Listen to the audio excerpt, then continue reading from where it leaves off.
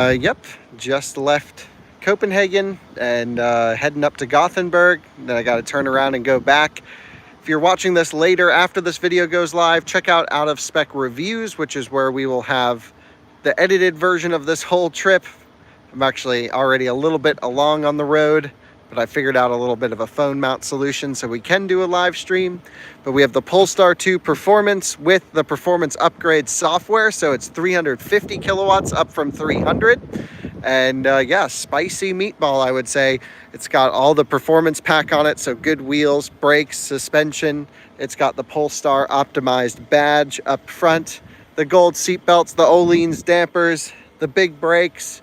We're charging right now at an ABB charger, and we're getting 140 kilowatts, pretty good.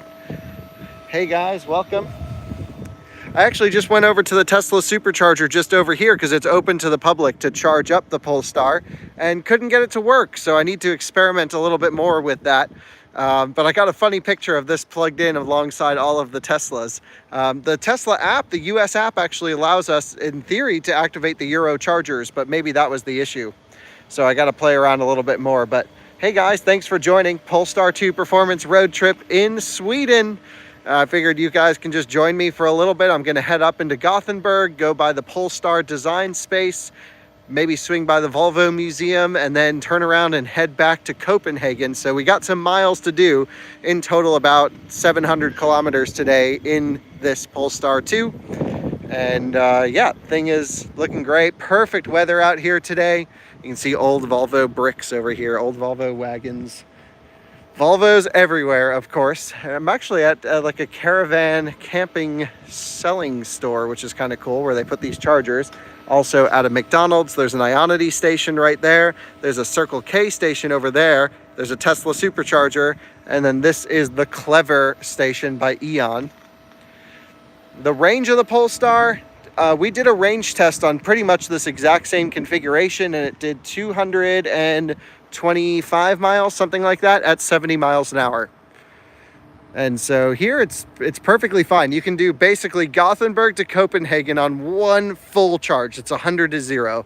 But I decided, since I have to turn around and come back to this point, I'll plug in. I also did a little bit exploring, so I plugged in at 10% state of charge. I'm now at 34% state of charge. But yeah, let's take a look at our charging stats. There we go. Wow, the sun is crazy. Doing 135 kilowatts, so it's tapered a little bit. We're at 34% state of charge. Wow, 413 volts, pretty good voltage. Hey, thanks for joining. Let's take a look as to where we need to go. We want to go to the Polestar design space, but I don't actually know what it's called.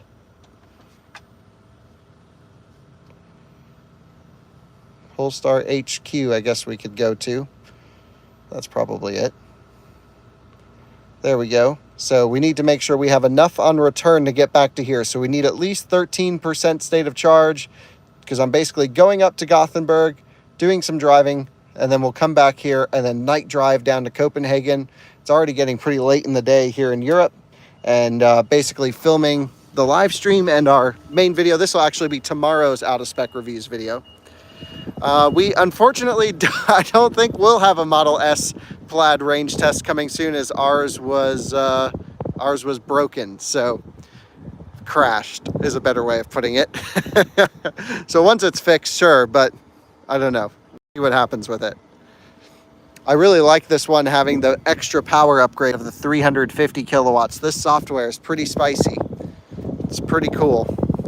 Really enjoying the car, actually.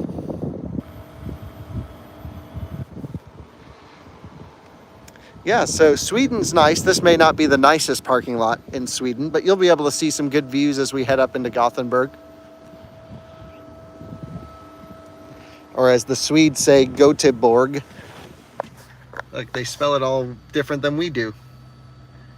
I don't know why we just don't use their spelling, but who knows. Just need another 10% state of charge, so we'll probably charge it up. We're at 40% right now. We'll probably charge it up to 50 to 55, 60%, something like that, I would think. I'm gonna clean the camera lens. because it's getting real dusty. There we go. Better. See if I can get you all mounted properly. Bear with me for a second. I'm working with a very rudimentary setup here. It's looking pretty good, actually. Knock it like that. Okay. And you guys can see the charging speeds here in the bottom right, 132 kilowatts. AC is just starting to rip on.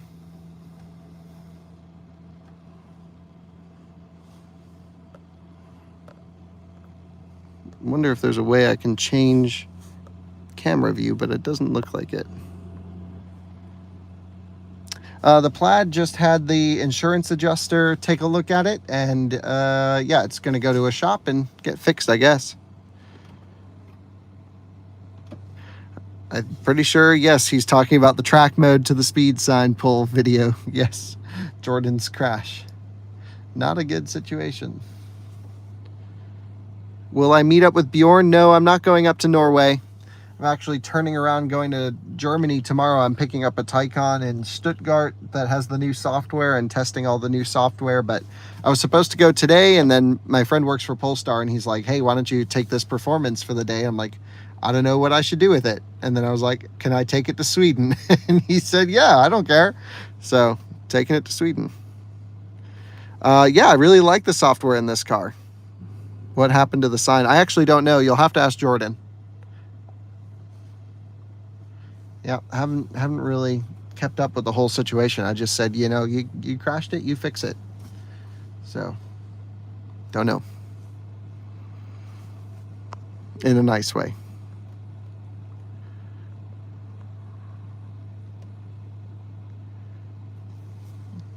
But I know he took the sign home, so I'm not totally sure.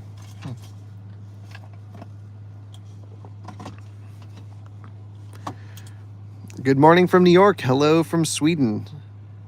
How tall are you? You're 6'7". Well, I'm not that. I'm 6'1", and there's plenty of room in the Polestar. The problem is the steering wheel doesn't come far enough forwards. So to me, it's just yeah. This is I would want like an extender plate of some kind to bring it another 4 to 6 inches forwards if possible. But it's the same in Lincoln Co. 01, it's the same in XC40, C40, it's all the same platform, and it's all the same steering rack. And they're very clicky. I don't know if you can hear all the clicks going on, but these things just click all the time. Little actuators, things going everywhere.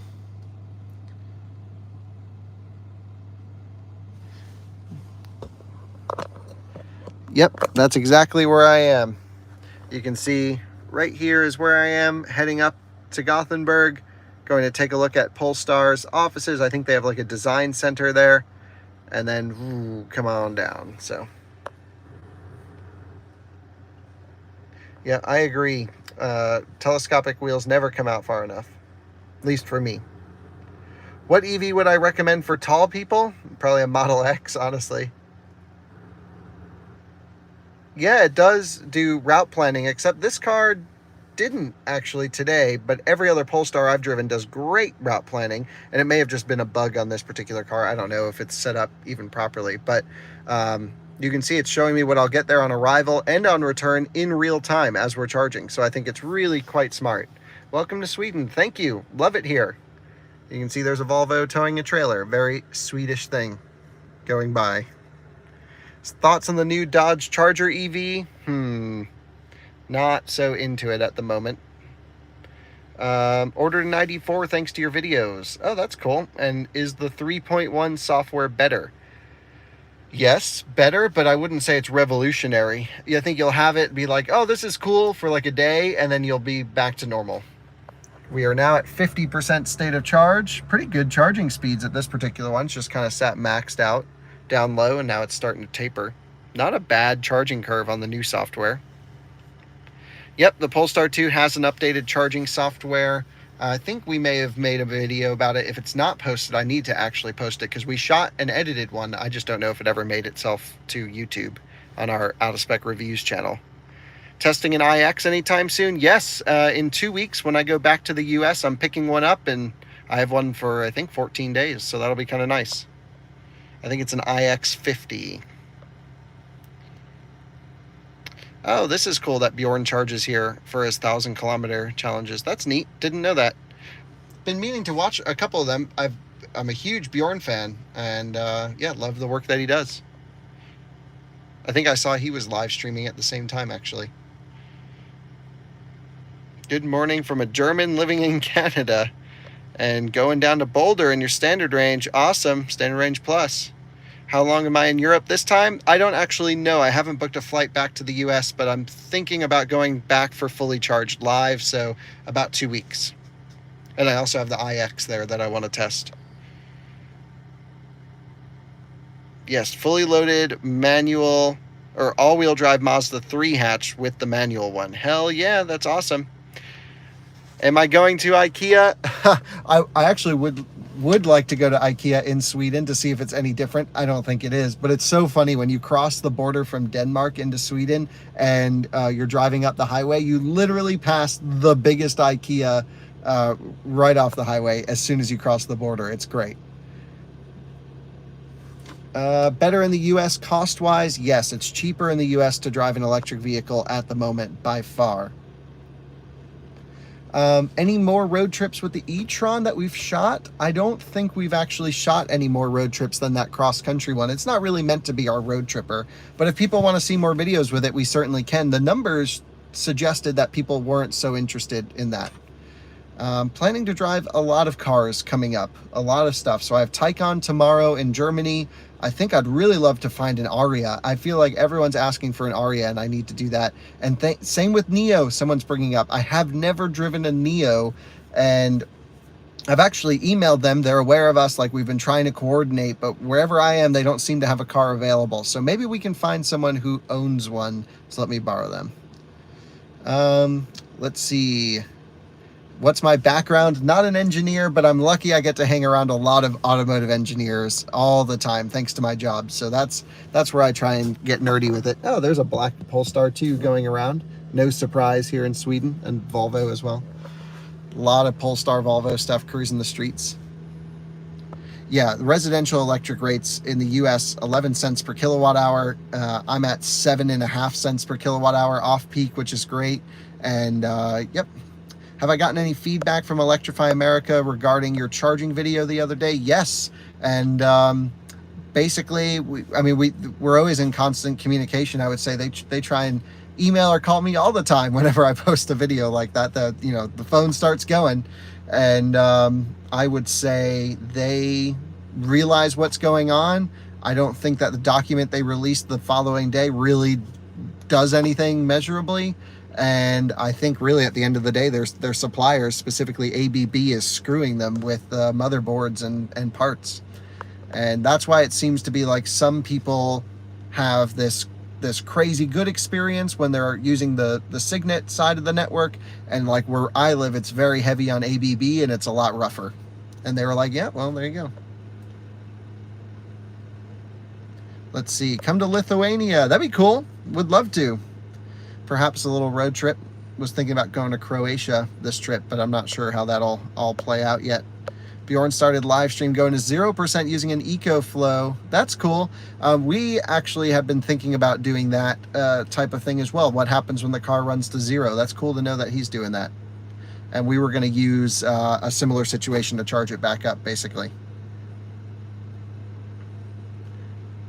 How's the Plaid doing? It's not much is going on with the Plaid. It just got, yeah, basically just got looked over by an insurance adjuster. But we need to start thinking about making our move here to get out of town. We're doing 91 kilowatts. We're at 60%. It says we'll get back here at 11%, which I think's more than enough to do some extra driving around Gothenburg and see some things. I think maybe I'll get this up to 15. Maybe we'll charge it up to 65%. That way I can do some driving around the city and then come back to here, because I think this is where we'll charge on the way back. Yes, Chempower will be in America soon, and we're also talking with them to see if maybe we can make some videos with Chempower and set up a little arrangement. I think it'd be good because it's useful to you guys. I like the hardware, and I think they'd like the publicity, so that would be kind of cool. CCS to Tesla adapter in the USA, I think very soon. I really do. I think they're ready to rock and roll. So we'll see.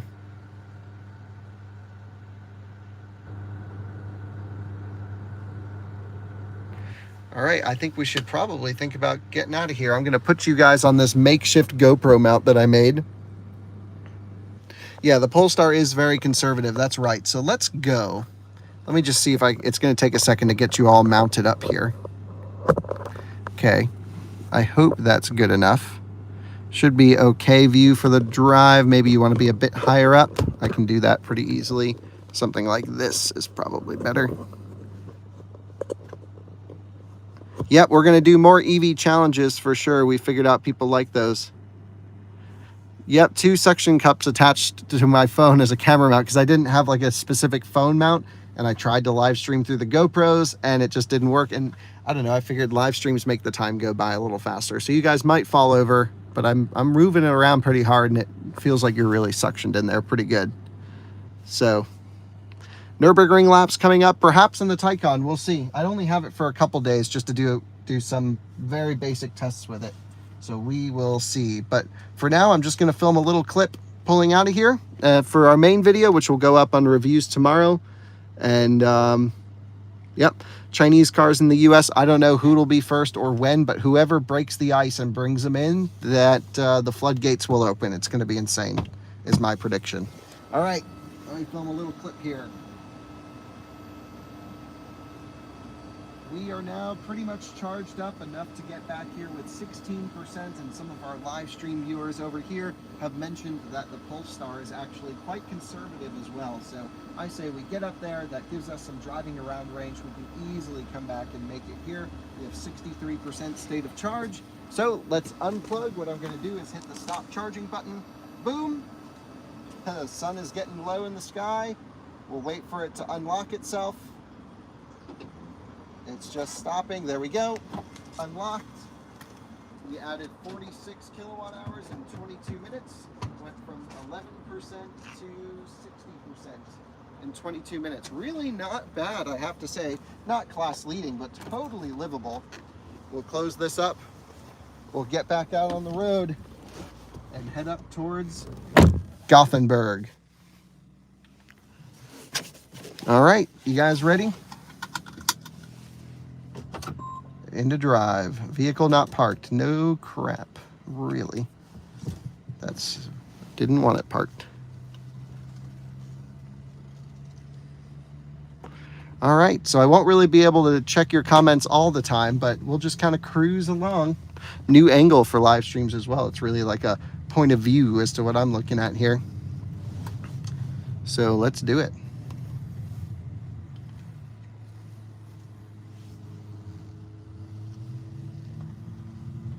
Wow, we actually have a power reduction due to overheating. You can see this, we have a power reduction here on the screen due to overheat, so we'll have to see how the acceleration feels, but definitely thermal limiting of some kind. I don't know if that's because I charged it with the air conditioning on. There's the superchargers on the right-hand side that I tried to use. That didn't seem to work. We'll hit start on the navigation. Man, why do we have a power limit? That is weird. This is the first DC charge of the day for this car. It's not even that hot out. It's 29 degrees Celsius. Feels fast enough, but we'll have to see how it feels when we blast out onto the highway. Got some hay on a trailer over here too. And of course, old American cars. For some reason, Nordics love old American cars. That is always really funny. We'll let the hay out. And a nice e-tron, best color.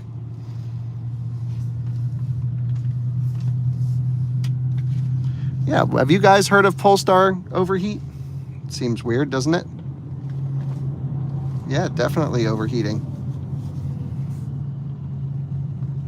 29's hot for here, yeah, but in the US, it's not that hot. We can get 40, 42, 43 C.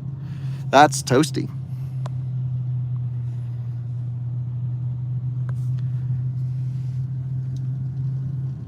All right, taking the apex with the hay. That's awesome.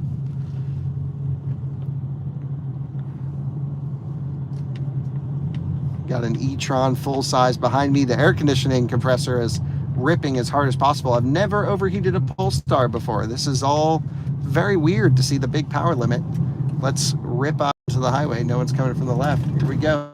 Full send. A little bit of a lift to get the front tire in.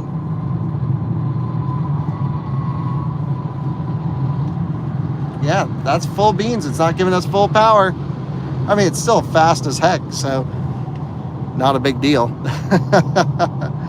And then we'll slow her down a little bit.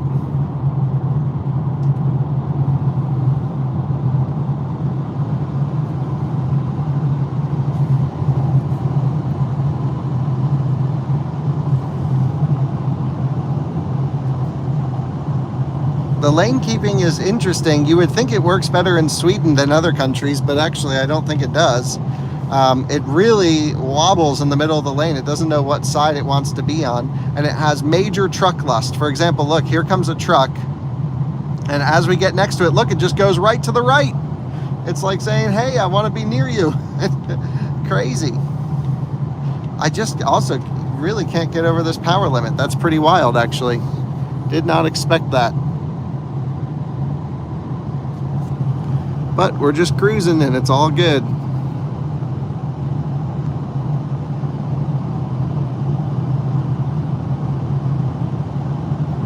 Yeah, I mean, we did a pretty fast charging session. Started at 150 kilowatts. This thing's got 11,000 kilometers, so it has some miles, but interesting.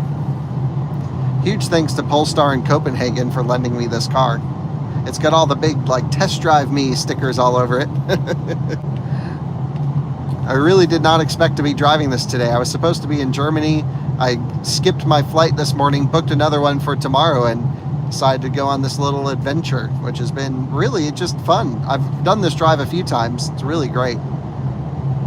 And I would love to go back up to Norway pretty soon. Supposed to, you know, sort of right around now is when I had some things lined up. So need to do that relatively soon.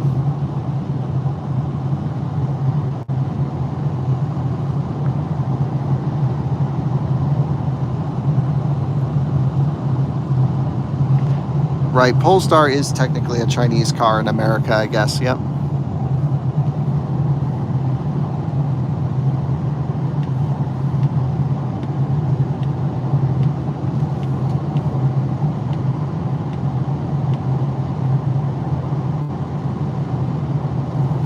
And now it's back to full power. Full power is back to being unlocked. If I show you that there. And if I just give it the full beans for a second. Oh yes, she's cooled off. Man, the performance software in this, so quick. So what do Swedes typically drive over the speed limit? I've kind of just done 10 Ks over, but what's typical for our Swedish viewers? I'll be in Europe until at least September 5th.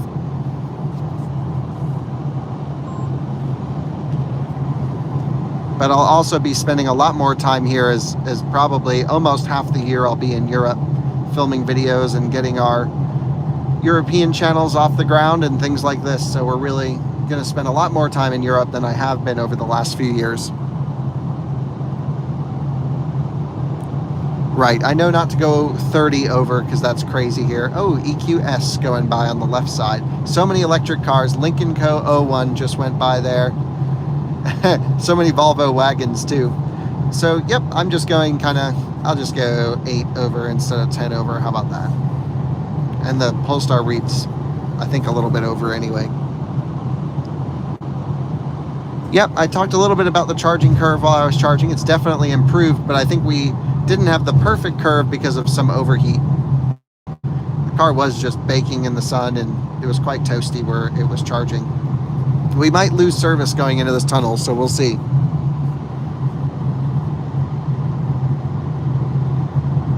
But Nordic cell service seems to just work everywhere. e-tron has the best charging curve, yes. Please consider the electric highway in Sweden. What is the electric highway in Sweden? You have to let me know. Send me an email with suggestions. Always, if you ever see me in a place or hear I'm going somewhere and you think there's a video I should film, always shoot me an email. It's info@outofspecstudios.com. And yeah, love to find as many things to cover. I was actually thinking I should try and drive back to Germany and cover that Tesla supercharger with a swimming pool, but actually couldn't even get one available rental car, gas, diesel, or electric. All the websites showed they had them, and I booked them, and they didn't go through, and I had to spend $3,000 on a rental car. I don't even know if I can get my money back. Yeah, nothing's better than the Taycan. I don't know, Taycan's pretty juicy. Wow, that was a cool Volvo ambulance.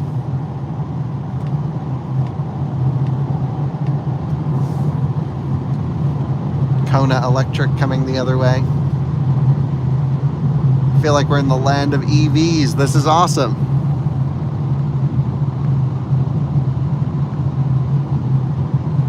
It was a 2-day rental for 3,000 euros, just because it was a massive one-way fee from Malmö, Sweden, because it was right on the other side of Copenhagen, to Stuttgart, Germany. So I was like, great, XC40 Recharge road trip. I've never road tripped one. I've driven them, but never road tripped one. And, you know, the video, it may be a wash at that point, but at least it'd be kind of an interesting story to road trip one. And, yep, didn't.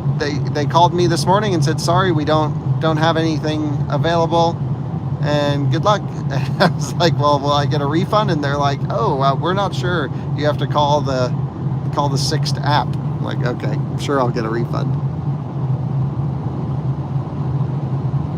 No, we haven't done much with big battery chemistry stuff yet. We don't really, I've never met like an expert that's good on camera in that area. Yeah, there are a lot of Dodge Rams in Sweden. I've seen 3 today. But also, same in Germany, they're quite popular. XC40 Recharge going the other way.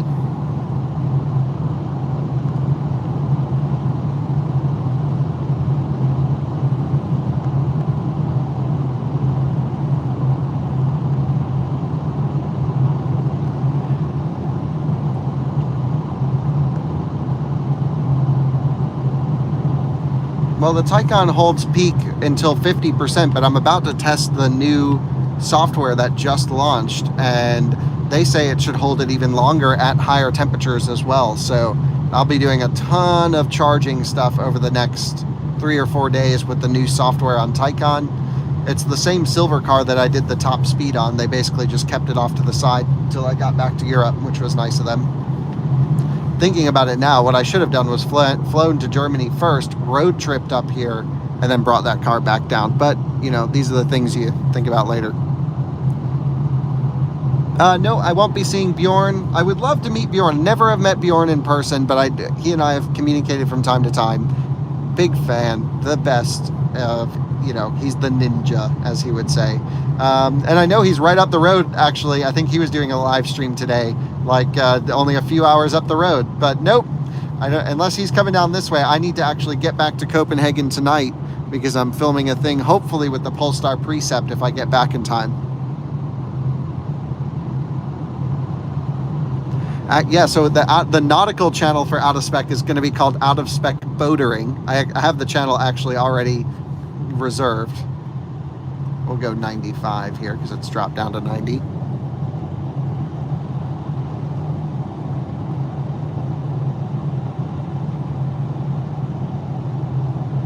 Thanks for watching. Appreciate it.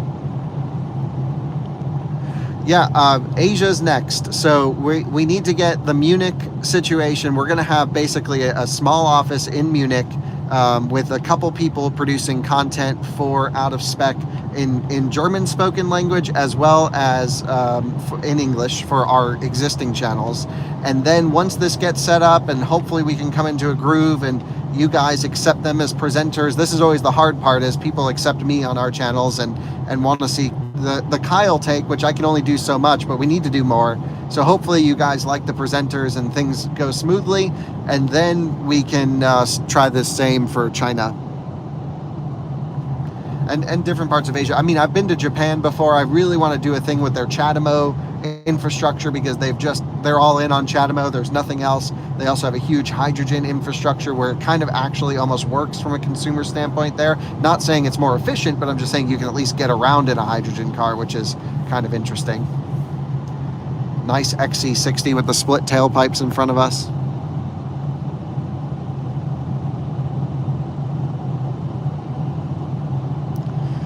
Yes, I am planning to attend Electrify Expo in Austin. I haven't looked at all the dates yet, but myself and a good friend of mine who just picked up his R1S will be going over together. Maybe we'll take the R1S over, actually. I'll bring my T, he can bring the S. That'd be kind of fun. Hello from Hamburg. Hey, Ollie. Well, I'm not too far away from Hamburg. Just up in Gothenburg.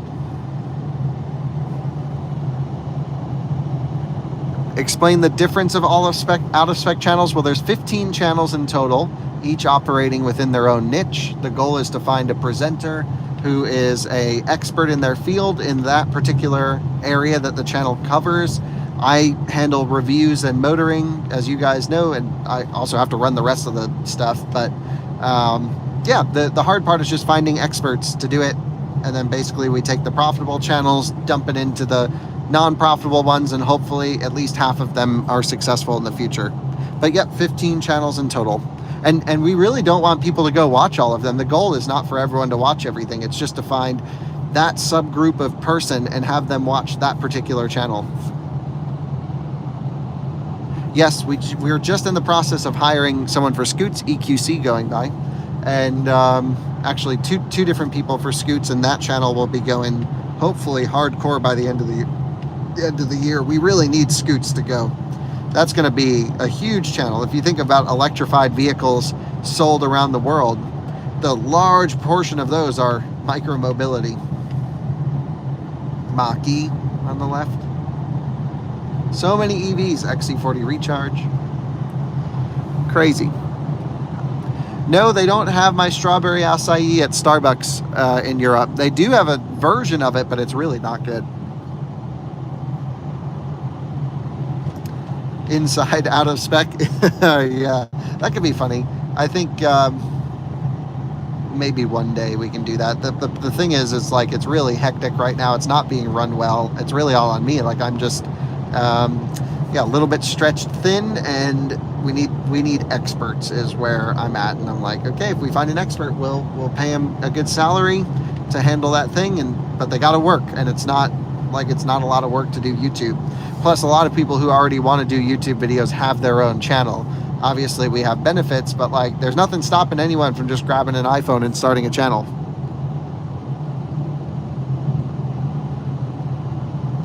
Right, subscribers don't matter. If anything, subscribers hurt you on YouTube. You need to get monetized and everything, but then it's just find what people like and keep pumping it. But at the end of the day, like, we're not going to make videos that we don't personally care for, right? So all the videos I make on reviews and motoring are purely I wouldn't be doing anything different with YouTube or not. I'm just filming what I'm up to, right? Like today I grabbed a Polestar going up to Gothenburg. There's nothing more I would want to do than this. This is the dream. And I think it's a lot of people's dream to be able to play around with all these cars. So that's when a channel works. When it doesn't feel like a business, we don't treat it like a business. Overall, we need to, of course, make sure we're earning money. But yeah, I mean, the channels are operating really in the perfect space where it's our passion that we get to share with everyone.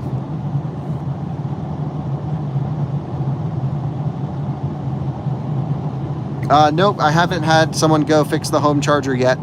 I need to get a list of the name of the electrician. I meant to do that. Whoops. Yeah, I like the Polestar a lot. I think it's not the best cruiser. It's quite noisy in the cabin, especially with the performance pack. You get a lot of low frequency audio, almost like a bassy noise driving around. And to me, the steering wheel doesn't come close enough. I can never get totally comfortable in this car. But the one thing the Polestar is really good at is shredding up a back road. And I actually took it into the mountains near here before the live stream and had some fun. And yeah, then I was like, okay, none of that matters. This thing's just a monster. It's great. But it's not very efficient, doesn't have great range, doesn't charge particularly amazing. So, you know, you got to really appreciate driving to appreciate the Polestar, or just having something that looks nice. For me, I actually prefer the styling of XC40. But Polestar 2 is growing on me, and it looks really good in Europe. Better than in the US, I think. What brought me to Europe again? Well, we're just, you know, a lot of e-mobility stuff to film here. I'm going to be spending probably half the year, or roughly half the year, in Germany, and based in Germany, but all around Europe. The other idea is we haven't actually signed the agreement for the office yet. It would be so cool to live in Norway. I don't know if that makes sense for our business needs, though. We have everything lined up in Germany. But then I came to the Nordics right yesterday, and today I was driving ID Buzz yesterday, ID4 GTX towing, nice.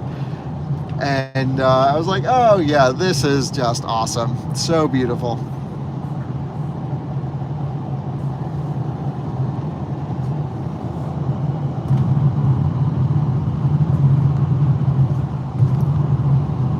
Yeah, the interior doesn't feel that nice in this car. But I don't know if I can use that as an excuse, because the ID4's interior doesn't feel that nice, but I really like it. And maybe it's because the ID4 is a bit more honest about its intentions than the Polestar. Polestar almost feels like it's trying to be upmarket, and then they put plastic, right? Just the noises. Oh, hit the windshield wipers. The noises in here are pretty plasticky. But then you get an ID4 and it's like, yeah, it's a Volkswagen and it's cheap. No, it's a great car. Really great car. Yeah, Australian trip will happen at some point in the near future. Yep, so it looks like both Bjorn and I are thinking about Munich. I mean, we're pretty much there. We've kind of locked everything in, and I just need to go and sign the paperwork. It's a great place to be for cars. Central to Europe, really easy to get everywhere. Big airport. I sometimes have a hard time working with Germans, though, because they're very planning oriented. They're really good at talking about what they are going to do, but they are not really good at the execution part. And I'm sort of a little bit in the opposite camp, where I'm just like, we'll just say yes to everything and we'll figure it out as we go.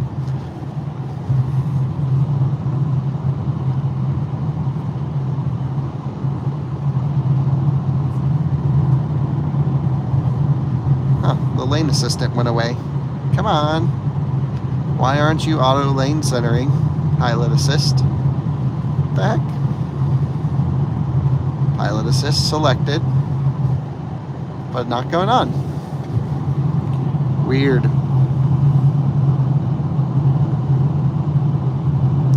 The cabin is noisy in the Polestar, yes. No, I don't know anything different than you do about supercharger timing. My gut feeling says soon, though, as to when they'll open them up. There we go. Lane centering's back on. Canceled BZ4X and ordered a C40. Wow, that is like the biggest upgrade I've ever heard of in the history of the world. You'll be very happy with the C40 in relation to the BZ4X. BZ4X is really a failure of a car. I'm sorry. Cars need to be well-rounded. I mean, you could say that that car is just a city car, but don't give it such a big battery and that much range and then make it charge like crap. I'm sure we'll get a Cadillac Lyriq at some point. Whether or not we're early or not, I don't know. We've not really had any conversations with Cadillac about testing the car. I don't really think they know kind of who we are. So this will be we've emailed and asked and just never gotten a response from Cadillac. Model Y coming up quite quickly. We'll move over for him. I like this guy's license plate. It's Moo okay.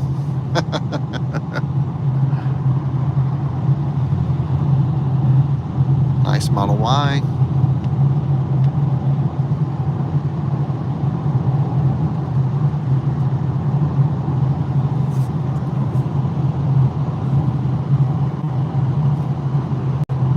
Polestar 2 or Model 3 in Europe? Oh, I actually think I would go Polestar 2 in Europe over a Model 3. There's just something cool about driving a Polestar in Europe, I think. It's a really cool car.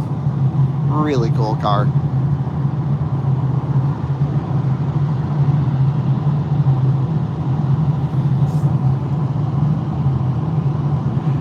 I actually haven't really set up many cars for this trip. This was sort of not a great planned trip, But yes, I plan to eventually drive Neo and Xiaopeng and BYD and all the stuff. We might actually drive BYD stuff in the US. They've emailed us. They want us to sign an NDA, and I'm like, that's not how this works. Like, you got to just let us come and review the cars. Like, I don't work for you.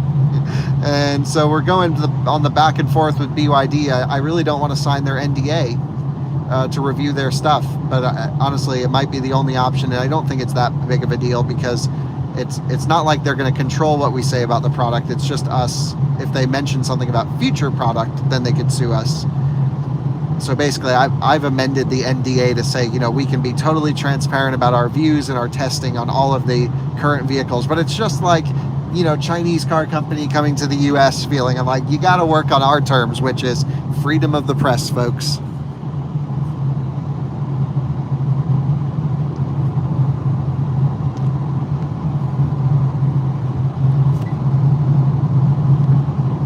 How's the efficiency? I don't actually know. Let's take a look. 328 kilometers so far we've driven. It's 239 watt hour per kilometer, so not great. But we haven't had much traffic, so it's been pretty relatively high speed, 120 kilometers per hour for the most of it.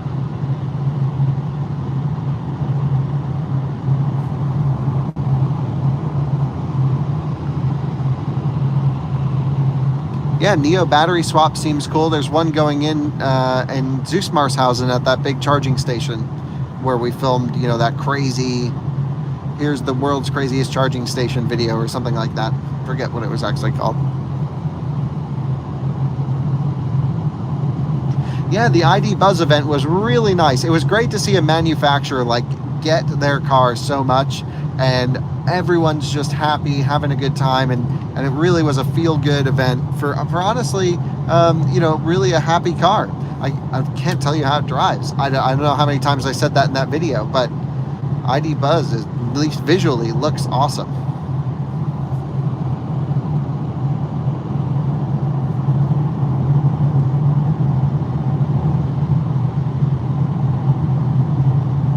What does a license plate mean with no country on it? That's what that one is. Also never seen that kind of car before. The guy looks like he's like 8 years old driving that thing.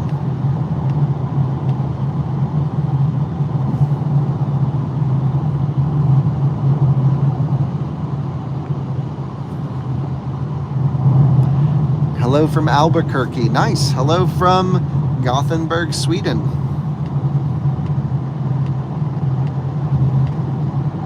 Home of Volvo and Polestar.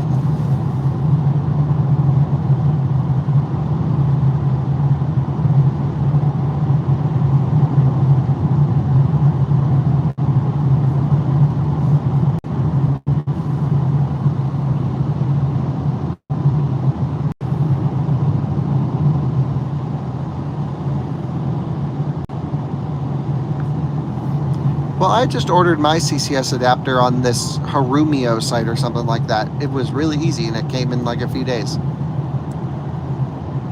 And in Europe, they don't have the correct one, because they use CCS2 here.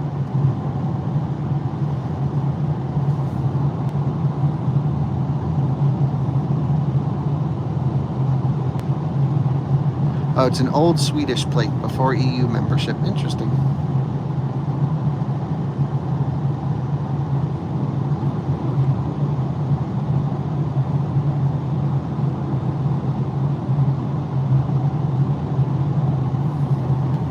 Yeah, I'm not sure what the point of the battery swap thing is with such fast charging, but I would like to experience it, and I know someone in Norway who can show us this, so I mean, I gotta watch Bjorn's video. I haven't seen it, but he'll probably give us all the info we need anyway, so less of a need for me to go and film it, but I'd love to still experience it.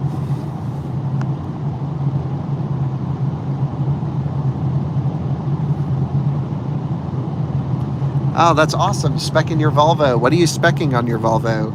What model are you going with for overseas delivery?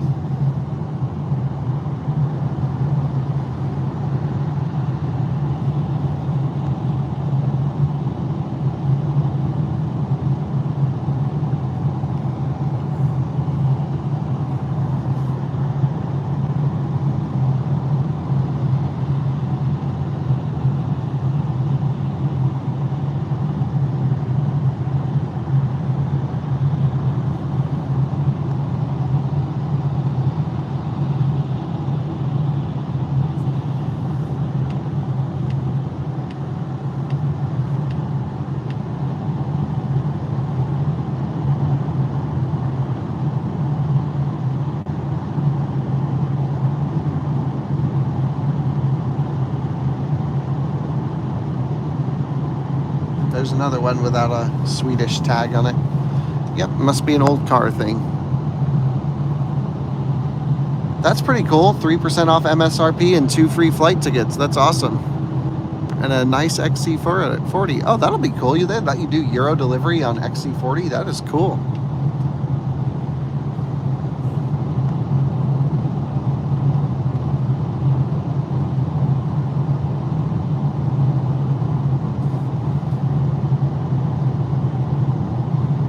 Should we test the horn on the Polestar? No one's around. Mustang Mach-E going by. Nice horn.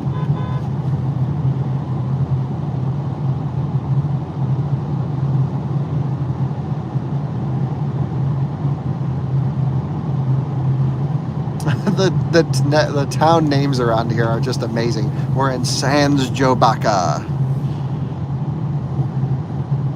It's just like, I can't pronounce a thing.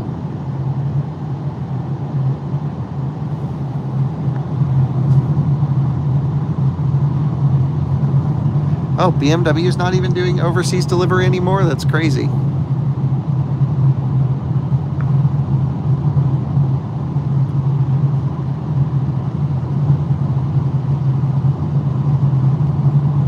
That's cool that you're doing the Turo thing. Turo would scare me. I would never want to do Turo. I let my friends drive my cars and I'm too scared already. It's not true, but yeah. So there's no version 1 or 2 of the CCS adapter. There's 2 different kinds of CCS. Europe uses a different plug than the US. And yes, the CCS 1 adapter is way faster than the CHAdeMO adapter. Because it's limited to 500 amps instead of 125 amps that the CHAdeMO is limited to.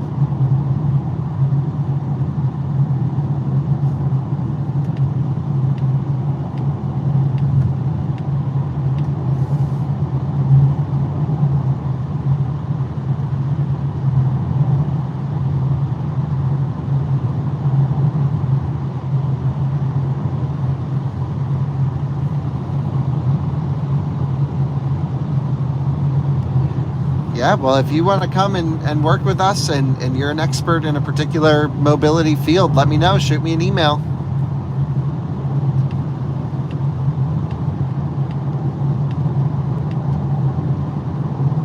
But you got to be in Colorado. That's sort of the thing. Is like we found good people, but they're all everywhere. And it's like, nope, sorry. We picked Colorado for testing for a reason. We can do everything we need to do there. Destination of this road trip is exactly where I started back in Copenhagen. So we're on our way up to Gothenburg to see the Polestar design space because I'm in a Polestar. I'm like, oh, let's bring the Polestar home. And then we'll turn around and go back. So not the most exciting of trips, but a great way to spend a day. Road tripping, trying out charging infrastructure, looking at cars. Very interesting color 4 Series. Ooh, that color was available in the US too. Never really loved it. Charging stations in Sweden are pretty similar to the rest of Europe, so yeah, in general, better than the US, I would say. A lot of options. When did I move to Colorado? It's been 3 years now.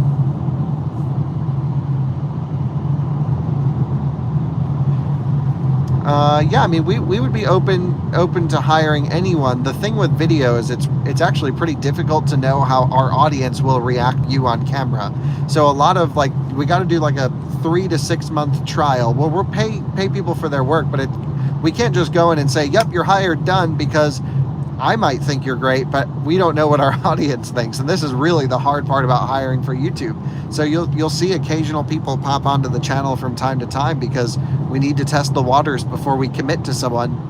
And I don't want to have someone go through a lot. Nice new Touareg, by the way. I don't want to have someone commit to moving and working with us and then us just to turn around and say 6 months later, like, hey, you're great, but your on-camera presence isn't good or something weird, because it's really quite big IKEA on the left. It's really quite easy to be an expert in a field, but then to be able to convey that message in a way that works with what people are looking for on YouTube is pretty difficult, to be honest.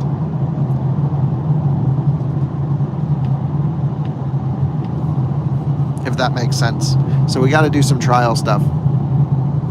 But yep, shoot me an email anytime, and we will try anyone. We will always do what we can to make it successful, but it's a very small percentage of people actually have both the technical knowledge and the, I would say, personality to convey it on camera. And of course, it's always going to be rough the first few videos, right? We get that, but it's, you know, that's why we try these long trial periods of filming. We film a lot of videos we never post from people just to get them used to being on camera.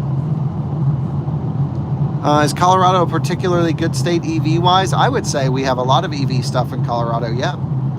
And it's also good for us because we get some really harsh conditions. Big heat, big cold, and that means it's good for testing. Nice Defender going by.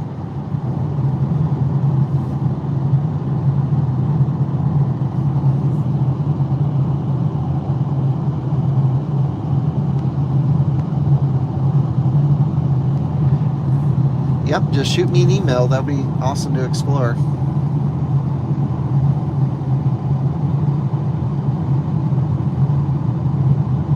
It's quite demanding working for us, of course, just like any job, right? But no hours. I don't force anyone to work a 9 to 5. We work on a project basis, so everyone has to just get their stuff done, and then they can do whatever they want.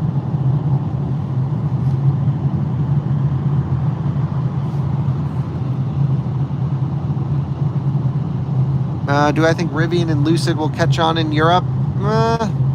Lucid probably a better chance than Rivian. I don't really see Rivian kind of being a very European-looking car.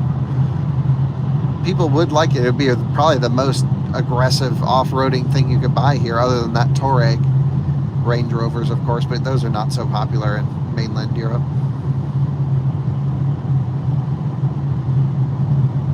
We definitely buy more extreme vehicles in the US, more M cars, more AMGs, more stuff like that. More Rivians with 4 motors and 800 horsepower.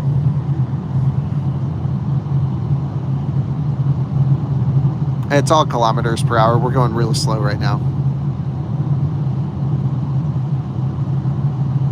Yeah, I mean, I don't think there's any benefit to having higher camera quality. Looks like we have to get off over here, so forgive the quick jump up in speed as we scooch over.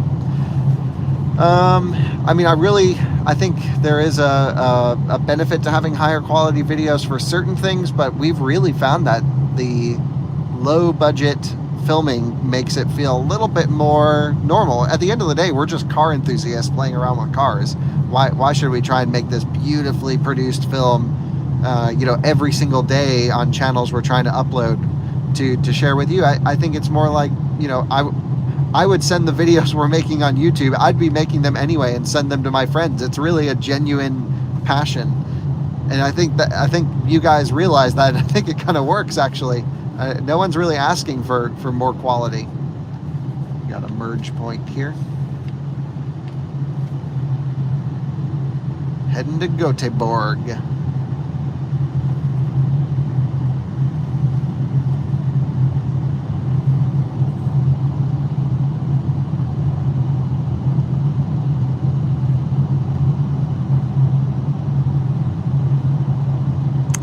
Plans for a UK trip? No, I have some family I need to visit over there, and so many places to go with, honestly, not as much time as you would think. Sometimes it's nice to just sit at home for a week in Colorado, but I did that last week and yeah, needed it. Now back into the groove.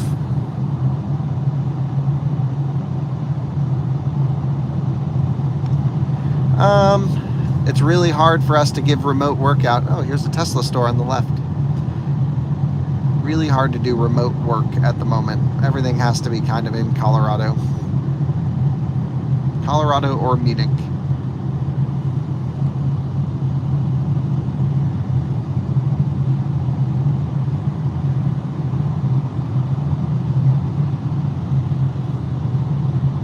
Any insight into Volkswagen? What would you like to know about Volkswagen? I can tell you everything I know. I don't know more than most. They're a massive organization that's quite disorganized in many ways.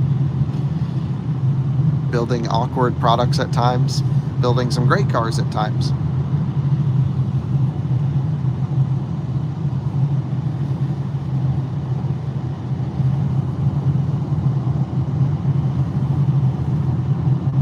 So I've put in Polestar HQ. Could any of you do a Google search just to make sure that that's the right place? You know, this Polestar Design Cube situation? That's where I'm intending to go. If anyone could post in the address, I'll type it in. But since I'm live streaming on my main device, I don't actually have access to the internet right now.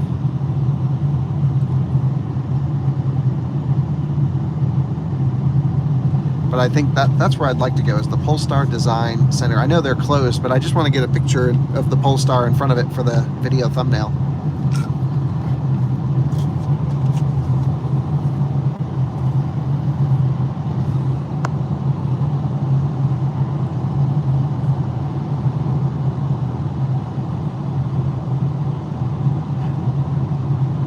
Yeah, the dogs are doing great. We would need to get them on camera more. I think Alyssa's doing more with them. We're doing a lot more rescue work with dogs, and we're gonna try and get this a little bit more all sorted out. Throw the hazards on for a little rapid deceleration. That's a very Euro thing, just trying to blend in. Nothing to see here. Hazard lights.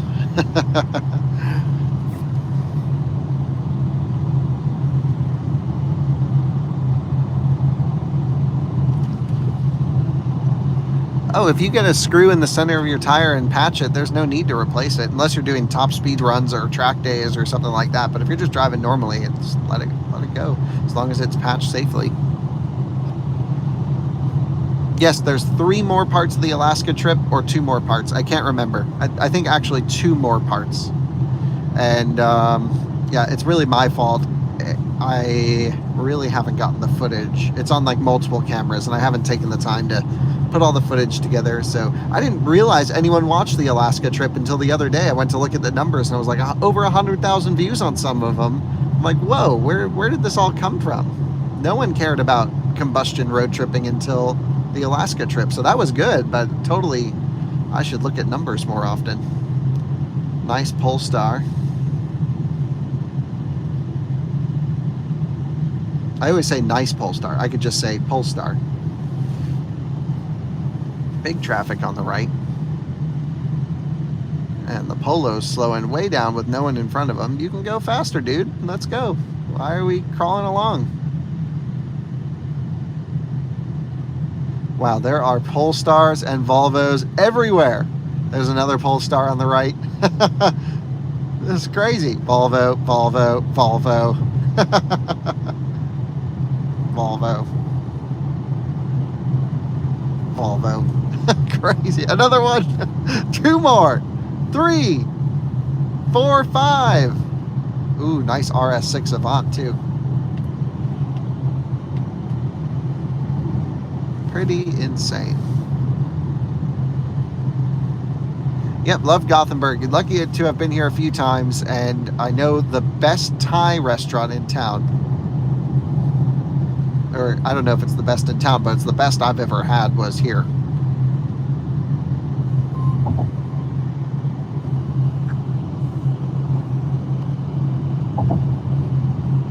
Yeah, it's almost like Volvos are from this country.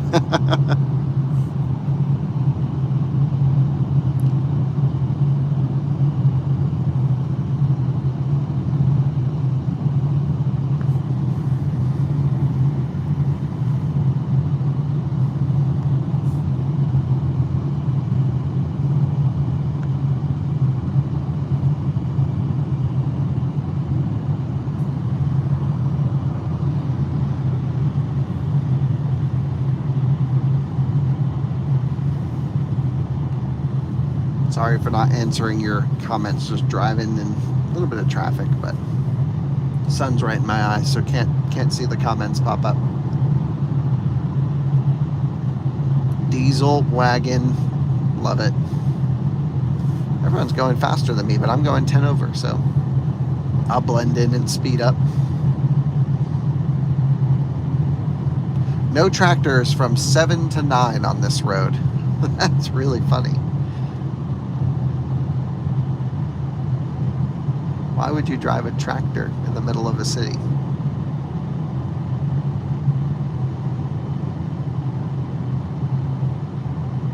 Oh, going into a tunnel. Hopefully we don't lose service. The Nitstangestunnelen. Their language is crazy. This is a cool freaking tunnel.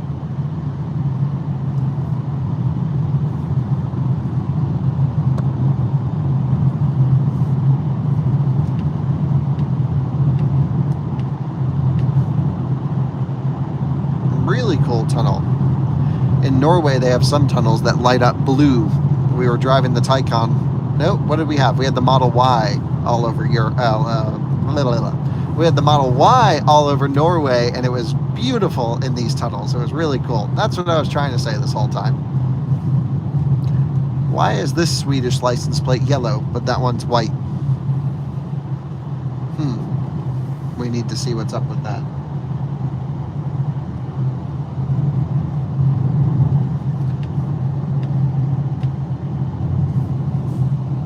Taxi. Oh, I see. Okay, cool.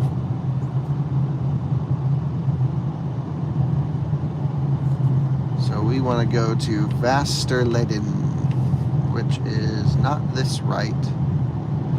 Don't actually see anything with that name on it. E6 to Oslo. I only know that because of Bjorn's videos. That's funny. Okay, so this is the way it's trying to have us to go.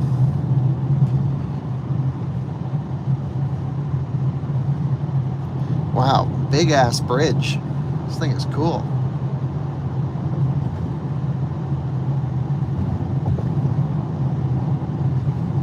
Wow, gorgeous. I gotta film this on for the main video.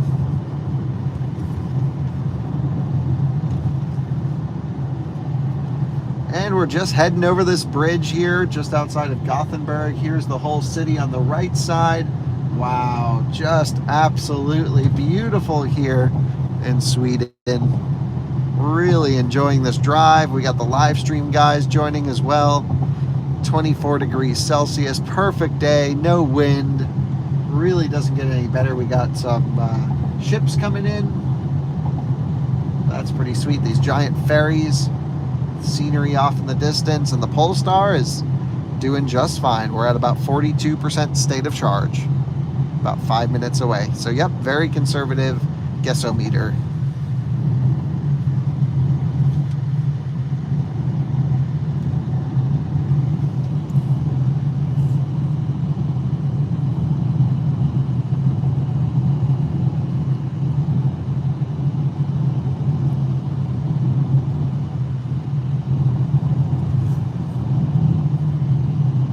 Yeah, the new Smart doesn't do anything for me from a styling perspective, at least.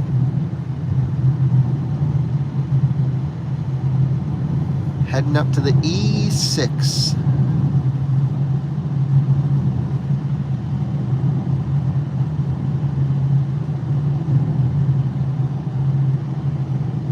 Yeah, I've seen the blue embassy plates for sure. Saw them in Denmark as well.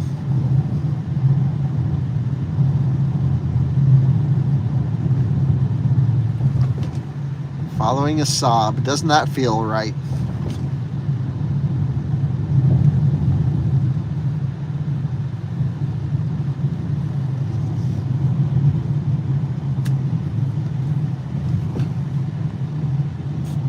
Is this other video on out of spec reviews? I don't know what you mean.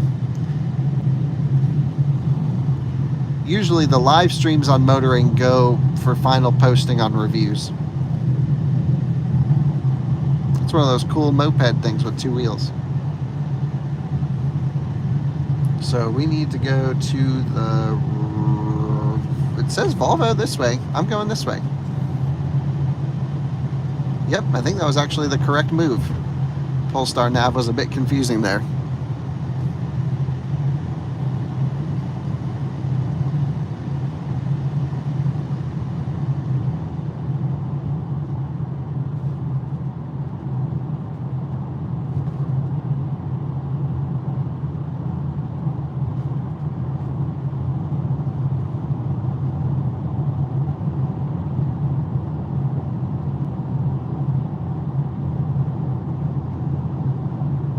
Yep, the Volvo Museum closed an hour ago, sadly. Would would have loved to have go there.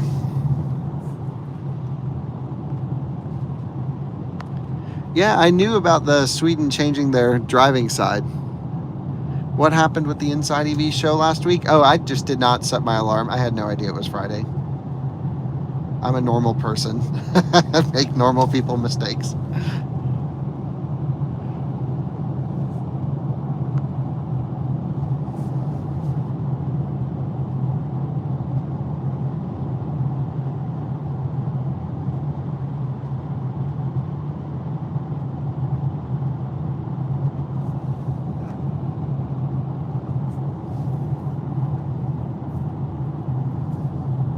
Polestar, Volvo, but I guess we're sort of on the Volvo side of town now. So it says it wants me to turn left, even though this lane turns into one. Okay, so we'll let this happen. And then it says to turn left right up here. Oh, there's the light. Cool. This must be the Volvo factory. How about that?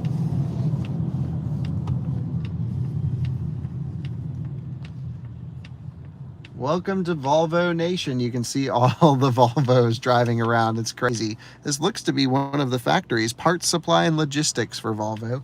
Nice one pulled up next to us alongside. So yeah, we'll do some exploring around here. Never actually been. It says that's where Polestar HQ is. Not sure if it's where the design center is. Actually, it is. There's the building. So we're going to the right place. And yeah, let's rock and roll. Oh, he's ripping the T8 V90 plug-in hybrid. That's awesome. Had an order in for one of those, but it never came to the US, sadly. That dude is like full sending it through there. That was awesome. Hell yeah. Look at him ripping over the speed bumps too. I guess so are we. He's just going for it. We'll go for it as well. I love how Volvo people drive around here. This is awesome. Here's all the parts supply and logistics for their factory. How neat is this? This one says something. Technish support. Here's the Polestar building. That's where we're trying to go. And there's an XC60 Polestar optimized in the parking lot. Great. So I'll just make a U-turn, pop in there, get the thumbnail. I think we'll do some more exploring off to the right though. This is fascinating. ID3. How cool is this, guys? That guy in the V90 was sending it. That was awesome. Just exploring around the factory.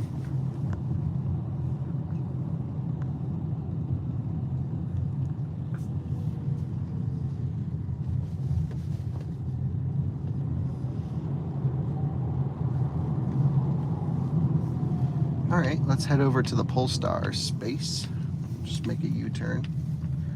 Think we'll see any prototypes around? Let's hope.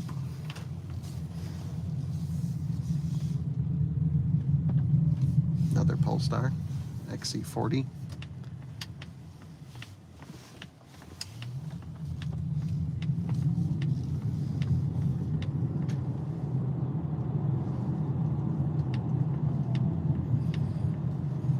He's pulling out. Sorry, buddy. That's cool. This one's an XC40 B4, which is the mild hybrid one. They also have the accessory dog crate in the back. These are all probably company cars, but cool to see them all get accessories and stuff like that. Most of the German automakers don't include accessories, if I am informed correctly. There's the big Polestar building. That is a cool looking building. Holy smokes. Very neat. So let's pull on in, bring this Polestar home, basically. It's almost like they just shoved them in the back of the parts building. Oh, we got to go on this side of this thing. It's just like industrial area. I know you can't see it right now. And then giant Polestar building. Okay, there's also some interesting, is that an ArcFox? What kind of vehicle is that? I've never seen that. There's a Polestar 1 up there. This is pretty freaking cool. Let's just pull on up. I'll park here for a minute and then, yeah, it looks like they actually have the Type 2 cables on the bottom side. So I'll get the thumbnail and then I'll move it around somewhere. I have no, oh, this is an MG. Pretty cool, actually. All right, be back in a second.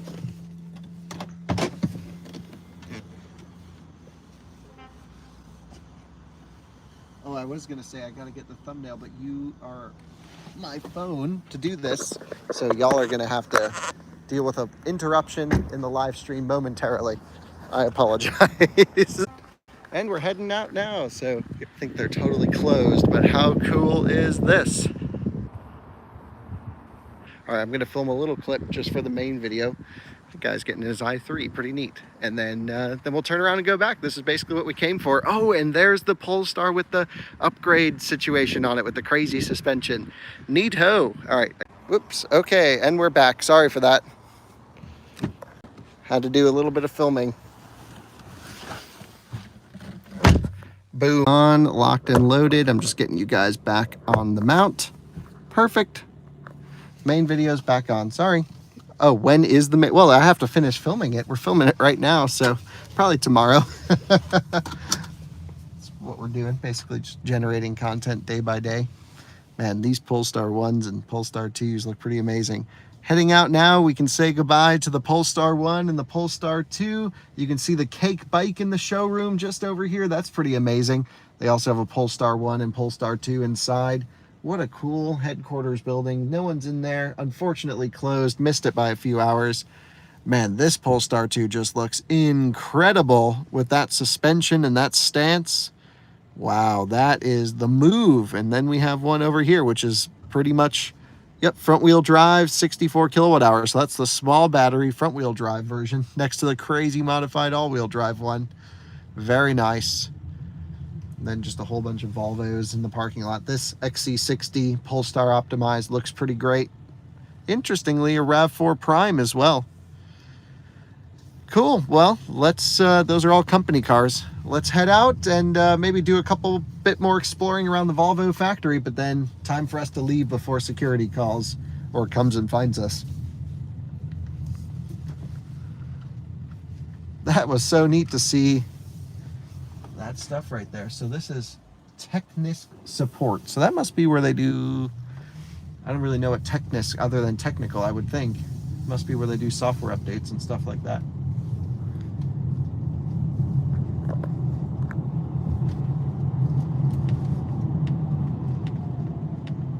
Green light means go. All right, let's do some exploring. Skirt. Another Polestar optimized XC60. That is cool. I've never seen two on the road ever, and I just saw two in 3 minutes. Of course, they got the Volvo bus we're following around. What else would you use? Wonder if it's one of the electric ones. I know Volvo buses are a part of Volvo Group, but not Volvo trucks. Is that how that works? Something like that.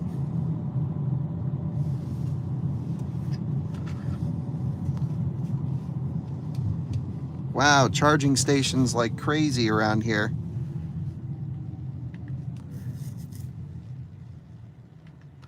Just driving around here, you can see parking lots full of chargers all around. The sun's sort of in the way of everything, but it is crazy just to see the amount of charging infrastructure there is, and I'm definitely going places I shouldn't go, and I will make a U-turn here before they kick us out.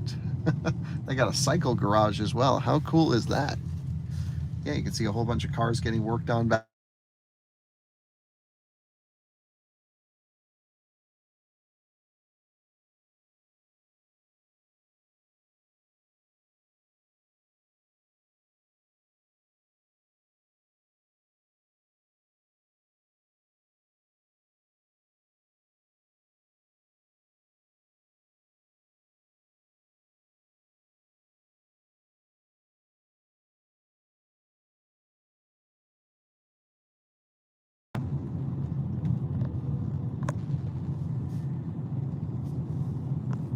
Is the sound back on now?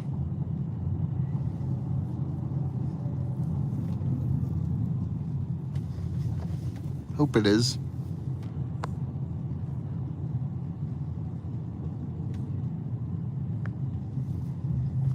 Let's see what's over to the right.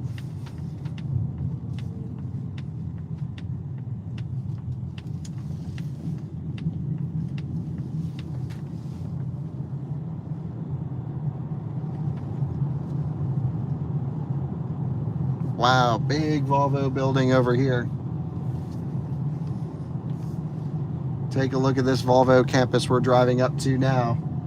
And see, this parking lot over here has so many freaking car chargers. I'm pulling in to show you this. This is crazy. Volvo Car Group headquarters, design, research, and engineering. So this is literally Volvo world right here. And look at how many freaking chargers they have. This is awesome. And there was a bright green C40. I didn't even know you could get that color. Must be a wrap of some kind. Look at all these freaking chargers they have. Charger, charger, charger. There's that bright green C40. That thing looks pretty incredible, I have to say. So cool. Look at that.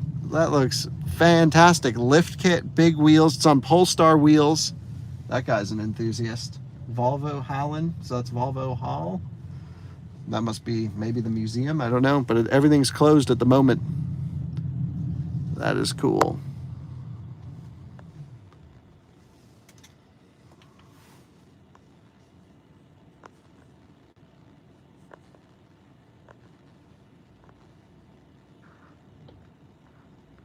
Sorry, I just stopped to make sure we had audio and everything was good. Man, that C40 was sick.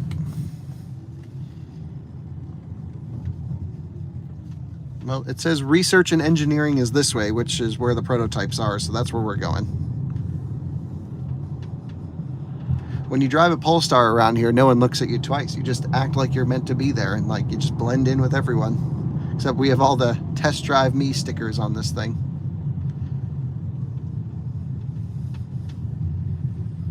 Oh, there's literally not much here. XC40 recharge, XC60 plug-in.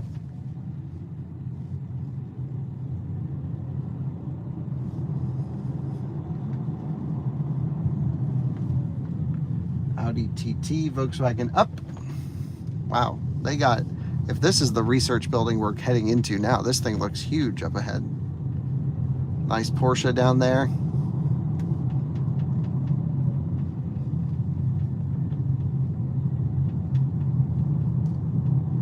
Wow, this is cool. Volvo Car Academy, visitors. Good, so we're heading someplace we should go. It says visitors to the right. More charging stations, more bike stops. Don't really see anything super crazy in here.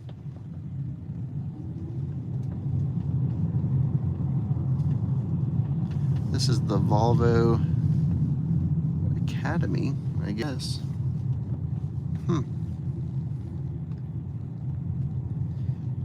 Wow, XC40 with all the accessories in the back of that thing. It's like full dog moded out. Oh yeah, and there's the dog.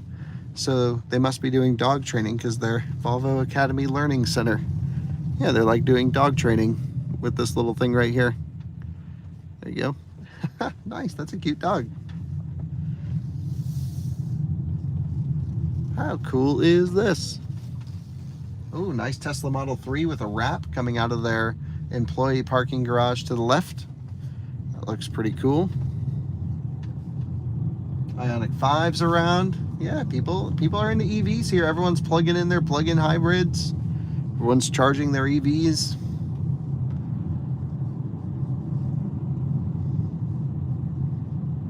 You can tell a lot by a company's culture by what their employees drive. Yep, and that guy's got the top down in the Boxster, and it's a GTS as well, which means 6-cylinder because it's a new one. Nice.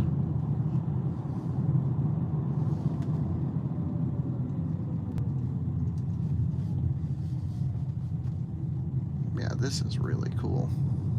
Definitely feels Volvo. It's so much less impressive than like a BMW factory or Mercedes factory, but that's what you would expect. Just something honest. Trying to build a good, honest car. This is what I get the sense of being here.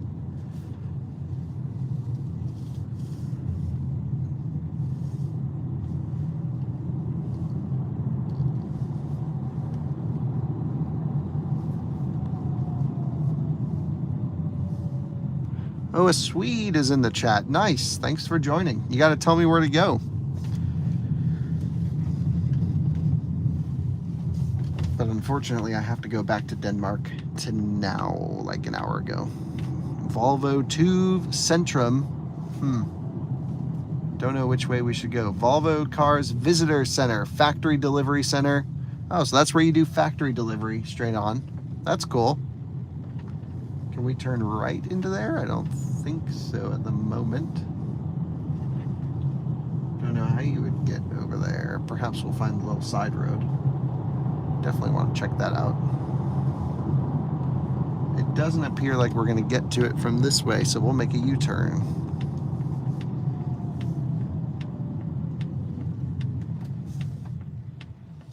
Skirt.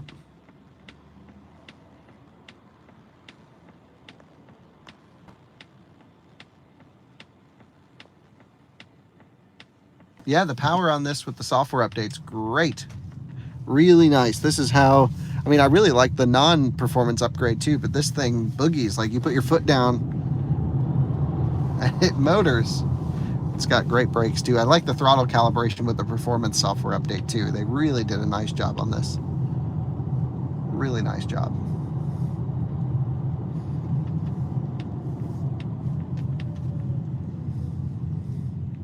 Why is this person driving a BMW in Volvo land? Get out of here. Don't you know where we are?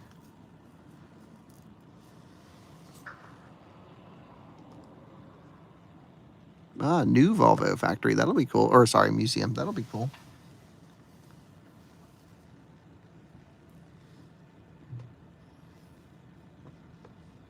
Come on, light. Not for us, sadly.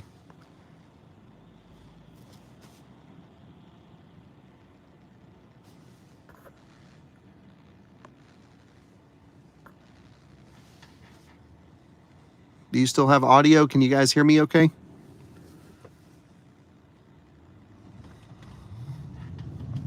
Well, Tiguan's getting it.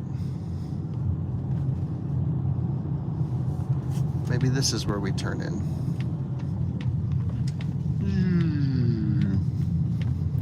Welcome to Volvo Cars Visitor Center. Factory Delivery Center. Cool. And this is over where you would do a Volvo factory delivery, more charging stations. And yeah, so this is where you come, you pick up your car here and you can order it over, they call it overseas delivery. You can order XC40 apparently. And Volvo is one of the last few automakers, our live stream was telling us, to still do overseas delivery, Volvo and Porsche. Not even BMW is doing it after the pandemic apparently. Pretty sweet to be here. It says welcome back. Thank you so much. What a cool place. Someone's definitely done some donuts in this parking lot over here to the left. We'll do just a tiny bit more exploring and then we'll leave. I just see a whole bunch of cars parked down here that we should definitely check out.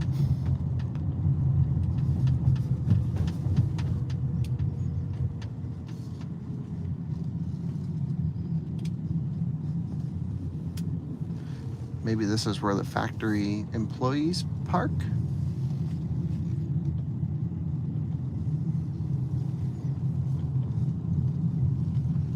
Wow, I see some great spec Volvos in here.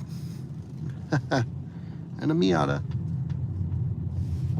This is awesome. Massive speed bump. More chargers. Everyone's got everything plugged in over here. Yeah, this must be just employee parking. There's a C40, XC90s, the whole bit.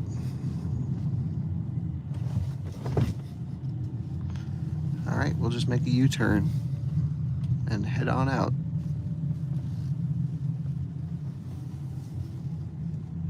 So many electrified Volvos. It is crazy how many of them have a plug, actually. You can see all the charging stations here, just a giant line of them. I think maybe per size, Volvo might have more charging than any other automaker's factory or head office that I've been to.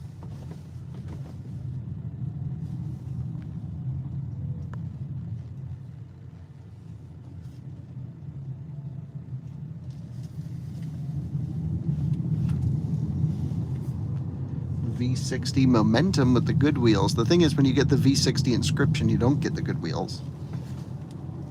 I think, at least. You can have some fun ripping out of the factory. It says, welcome to Polestar. Thank you. Should we give feedback? 10 out of 10. All right, now we need to head back to home, which is Polestar, Copenhagen.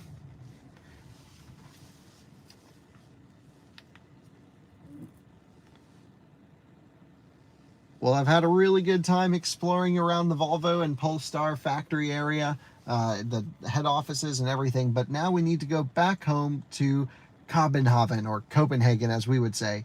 And unfortunately, it's not doing real-time route planning again on the return, so we're going to add our charging stop, and let's see where it thinks we should go to. It wants to do Circle K, Ionity, and then home. So here's where it is actually doing route planning. That's cool. And so, yeah, I guess let's just see which one's which. I don't think we can actually use Circle K stuff without an app. So maybe what I'll do is I'll just type back in the Ionity station that we were going to before, which I believe was, weird, not in here. So we'll go searching for Ionity, see locations. We'll go down to this one, number 2 in Varberg. And then very fast, 17% on arrival. Perfect. Sounds good to me. And now, there we go. 77 kilometers. We got an hour road trip back down there. Let's do this thing.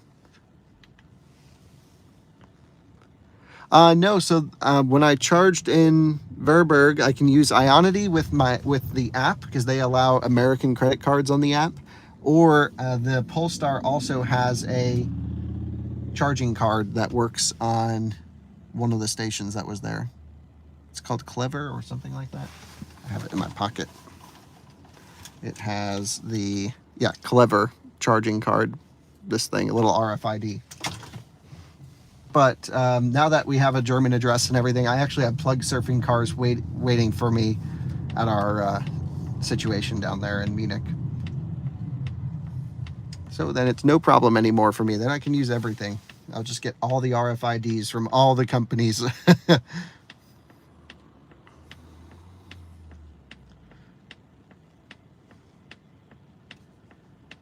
Not a bad turn signal noise. What do you guys think? Yeah, I tried the Tesla charger there and it didn't actually work. I tried 2 different posts and I couldn't get it to go. And I'm not sure if it's because on the Tesla American app, they just gave us the charge your non-Tesla at a charging station thing, which I wasn't able to do even a couple weeks ago. So that happened after I went back to the US. And then, yeah, basically now it's in there, but it didn't seem to work here at least. Let's just send it through here. Why not? Right in front of HQ. Full sendaroo. Nice rotation on partial throttle. Skoda Enyaq.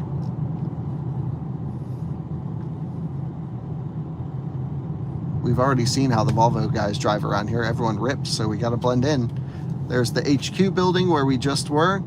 That was so cool to go by. All of this, actually. They have a restaurant, Chinese restaurant attached to it. That's cool. Yeah, they got the hidden garage under here. It's a technical workshop. Should we just take a quick sneak peek back here? Everything's gated. That's where the good stuff is. Yeah, underground parking. Everything's got gates. Yep, more gates. Oh, but cool. Wow, all the XC90s on deflated air suspensions. C40s. I'm not seeing anything unreleased, though. They have some classic cars back there. That is cool. Man, love seeing all of this stuff. Automakers absolutely love it when we start snooping around their buildings, as I'm sure you can imagine.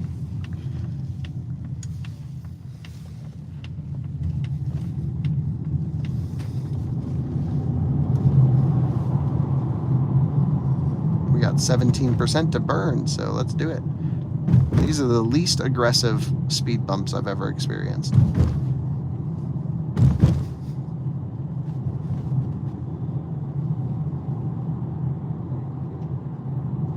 Oslo is to the left, and to the right is Malmö. That's where we need to go. Unfortunately, no Norway trip today. Perhaps next week I'll go up to Norway. I could do that. I do want to see this battery swap station, and I want to drive a Neo, and I think I can do that up in Norway next week.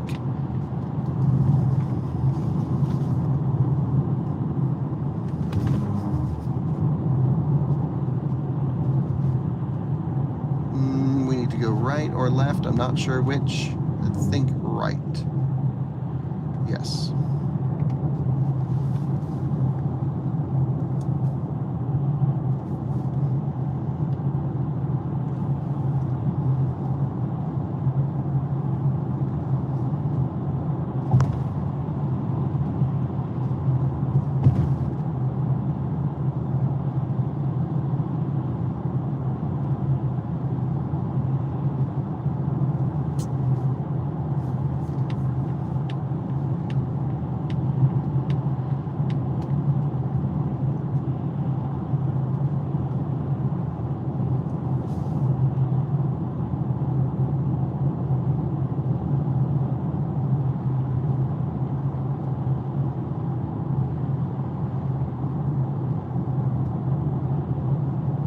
They got fast charging signage as well around here. Huge charging station at this Circle K. That looked cool. Literally no idea what even kind of car that is. It's called a... don't even know. No clue.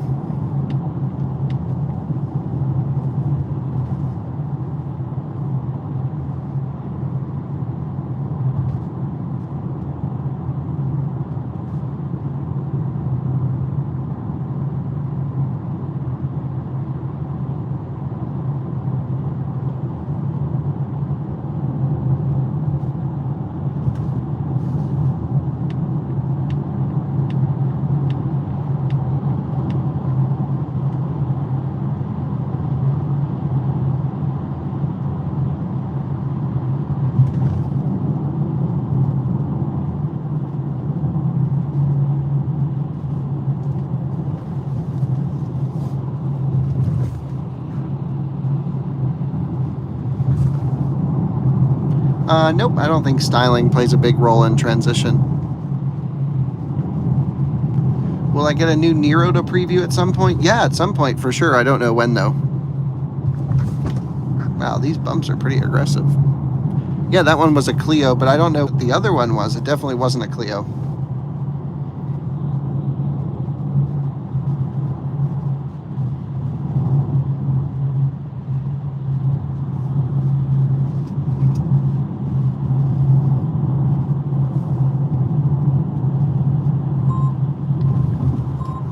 Funny to see an old American car here.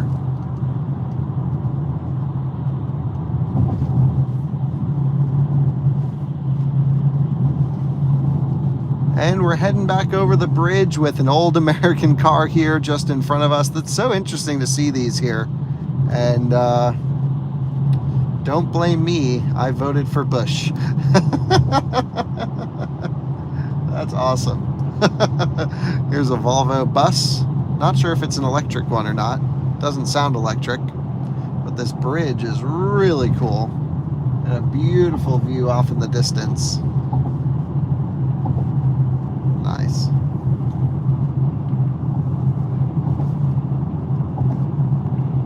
Well, so we have out-of-spec members in Europe now, so just kind of arranging everything, getting it all set. I was also here to review the ID Buzz. That's why I'm in the Nordics. And I'll be heading back down to Germany tomorrow morning.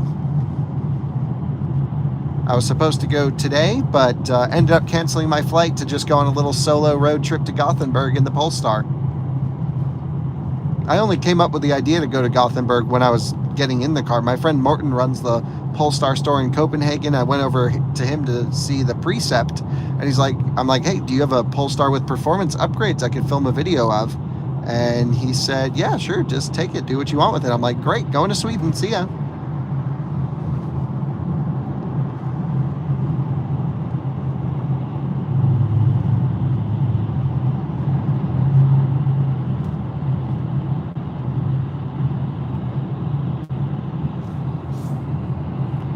The front of that car right over here is a nice BMW M5, previous generation, the F10 generation.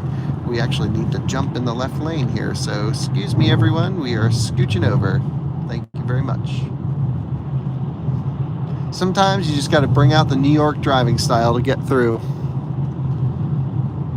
There's the M5, looks great. And back through the tunnel.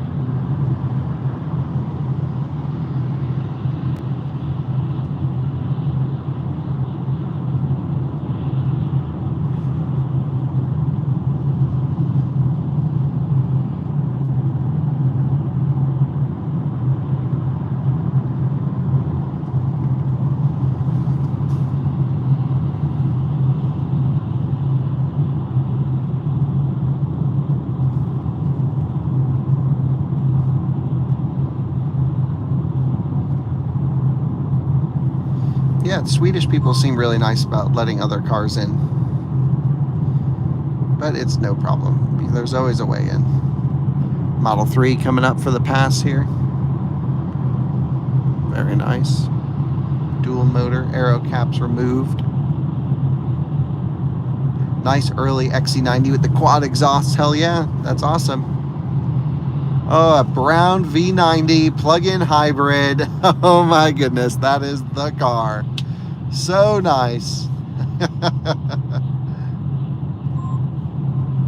I wish we could get the V90 T8 in the US. I would be driving that. That is such a nice cruiser. Jump. Woo.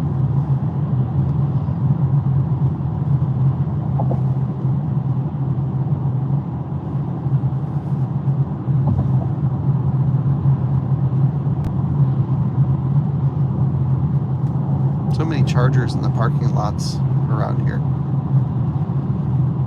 Look at that. V90 in brown with the charging port. So cool.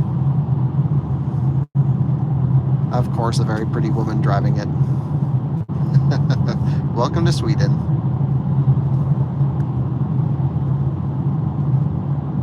A solo road trip through Europe? No, not scary at all. I mean, like, why would that be scary? Europe's normal. It's probably safer than the US. But it's more fun when you have friends along than just solo, so I would recommend having, yeah, some friends tag along.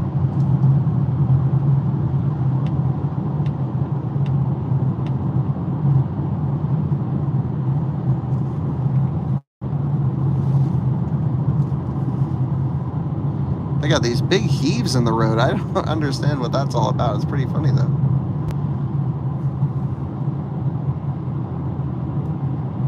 Which U.S. state has the worst drivers? Well, New Jersey has the most aggressive drivers. I3S, very nice. Yeah, so Jersey's got the aggressive drivers, but in terms of competence level, Florida, pretty low competence with mostly everything.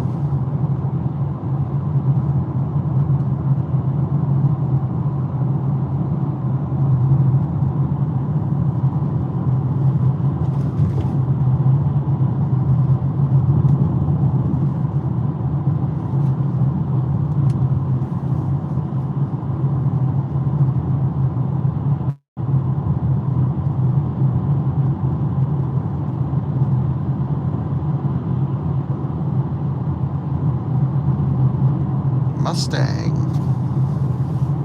That sticks out here. Bright orange new Mustang GT.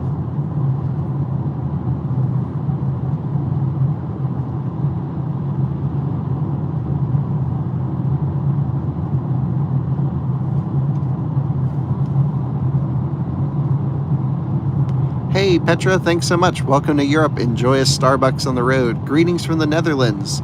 Have you tried Fastned already? Not this trip. I have used Fastned many times in the past. I can't actually activate Fastned as an American, so I have my plug surfing cards waiting for me in Germany. I'll get them tomorrow, and then, yep, I'll be able to do some Fastned stuff. But thanks for the super chat. Appreciate it.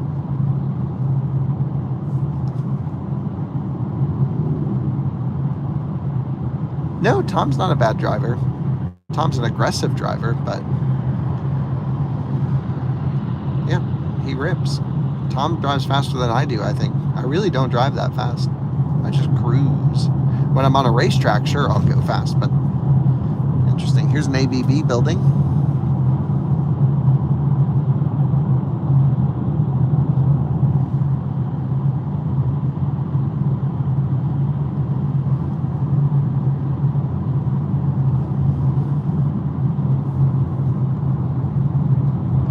Would I purchase the Polestar 2 over a Model 3? Well, it just depends. In Europe, probably. In the US, probably not. Model 3 charges faster, goes farther, handles arguably better-ish. Polestar 2 handles really well, but Model 3, there's a lot of aftermarket support for it. You can really make that car spicy. I mean, the Model 3 is objectively a better car at a better price. I don't, maybe not at today's prices. I don't know what they're going for now. Pretty expensive, but. And Malmo, that's where we want to go. Or is it Malma? I don't know what the 2 dots above the O mean. Charging infrastructure mainly. Who's a faster driver, my mom or Tom? That would be an interesting one. They both drive pretty quick. Malma. Oh, okay, interesting.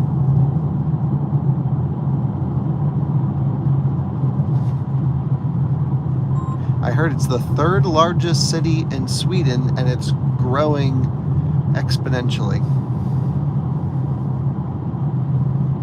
Yeah, everyone's going home from the office at Volvo and all their Volvos, and we are going to Malmö.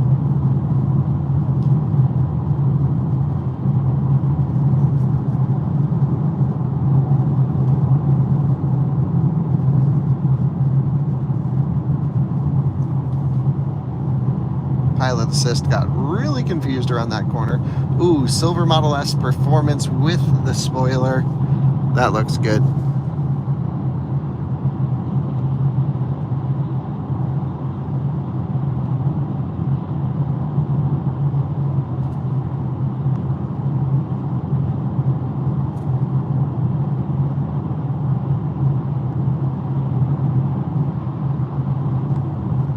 Yeah, the 500e is an excellent car. Really good car.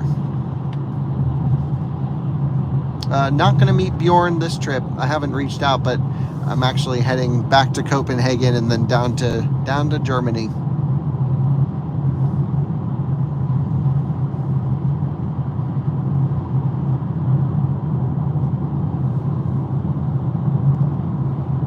How long will I stay in Europe? I think at least until September 5th, maybe after. There's an event in America going on called Fully Charged Live that I'd like to make it to on September 10th, I think it is.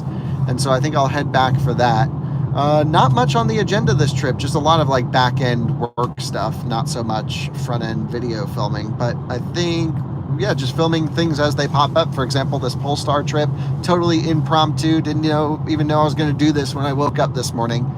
Thought I would just hang around and edit videos, and here I am in Gothenburg. So yeah, just sort of finding stories whenever I can, filming interesting things for you guys, and yeah, got a lot to catch up on the back end of editing stuff.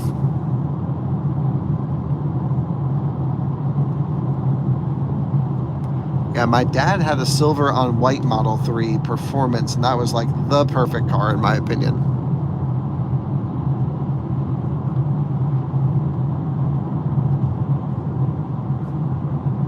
No, it's no issue at all crossing countries in the EU. Most of the time they don't even check your passports or anything. Just merging over. I guess I could have gone on the right side too. I had no idea what that was. They just went around this little post. I was like, what is that all about? It's pretty interesting.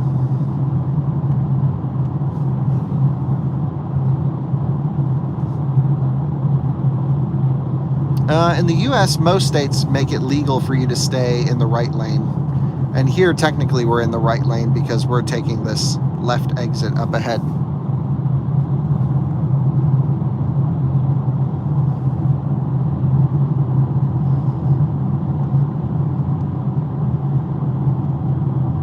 The only time I've had an issue road tripping around the EU was going into Norway, because you can't actually bring a press car from mainland into Norway without like coordinating a vignette.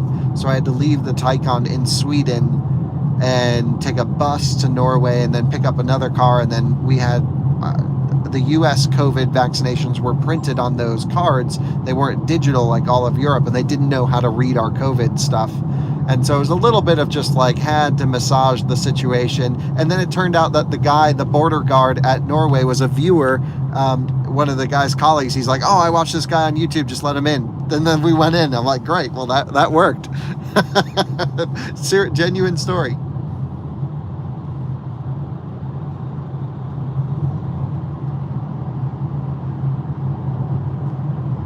There's a Tesla Model 3 driver.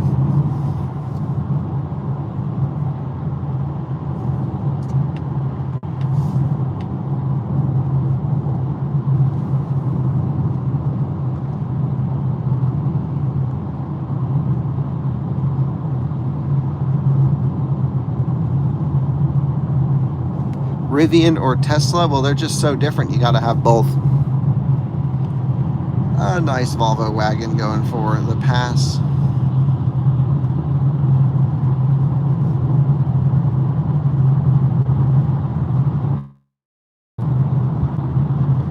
So Norway is not an EU member from a financial perspective, but I don't know about living perspective. I think it's pretty separate, is what it felt like to me at least. Everything felt different there.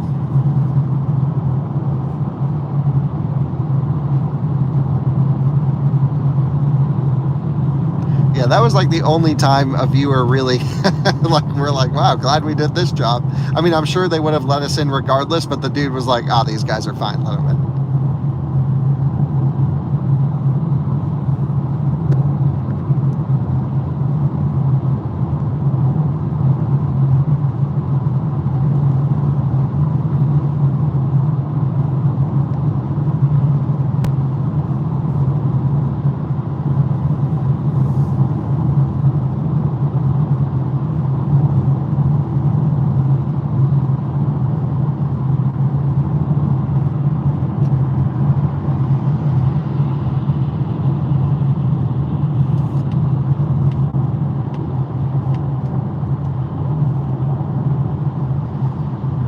Another plug-in hybrid Volvo. They're just everywhere. It's so cool. Soul. Is it a Soul EV? No. No. What the heck? I've never seen a combustion Soul up here before. That's like the only one.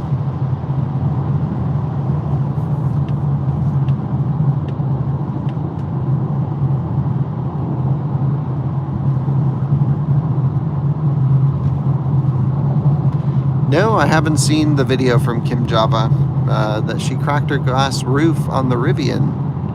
Oh, that sucks.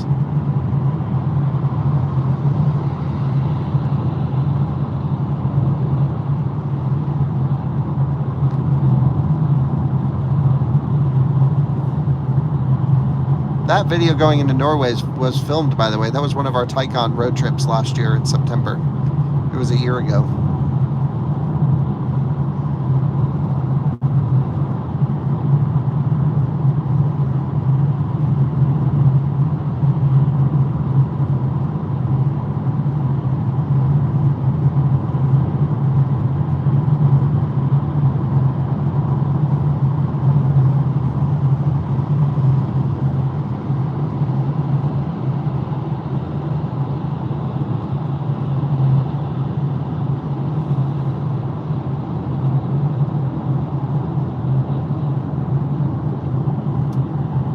I don't think you can get a Rivian without a glass roof now, is my understanding. They killed the bottom trim.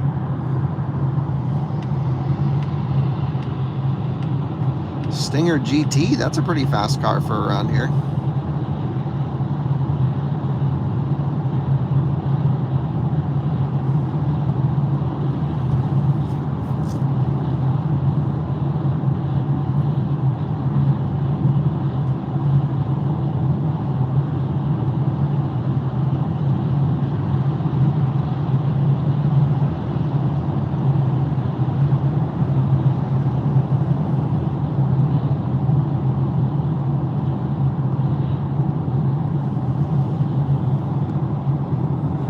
Hey, El, appreciate that. Appreciate that. How is the drive quality between Tesla Model 3 and Polestar 2? Totally different. Totally different. Model 3 is a very oversteer, balanced, quite soft on the new suspension, but it's kind of weird. It rides firm, but handles soft when you really push it. The Polestar rides firm, but also corners really flat.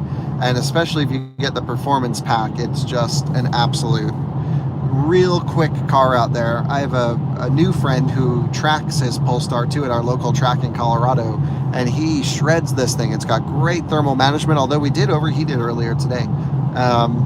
Yeah, I mean, it just seems like a really good car, but the Tesla is definitely, you know, sort of one step ahead in every area, I would say. But if you want to be different, then you go Polestar.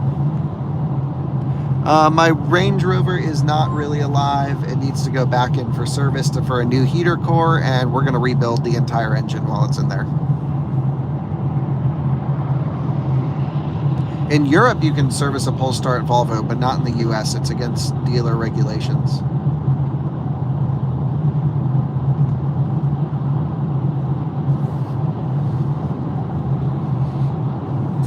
Yep, just tried to take that exit. Did you guys see that? I had to yank the wheel back to the left.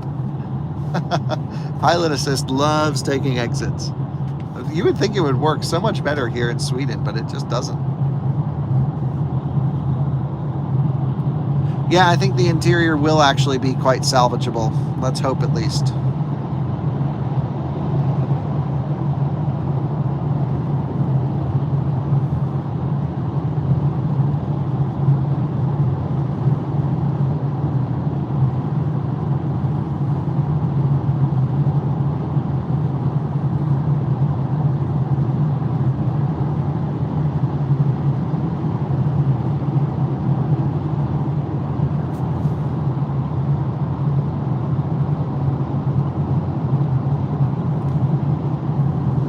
Really heard anything about the Ioniq 5 self-driving car.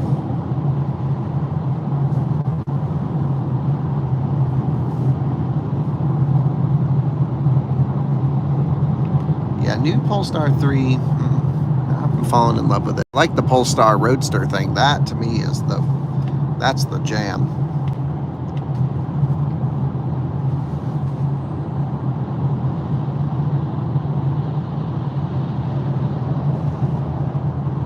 I would put a reservation in for the new Polestar Roadster. I think it's worth the price, but they want 25 grand for a reservation. It's like, okay, maybe if you're really, really rich and you don't mind just taking 25 grand and not doing anything with it. If it was 2,500 bucks, I'd reserve it.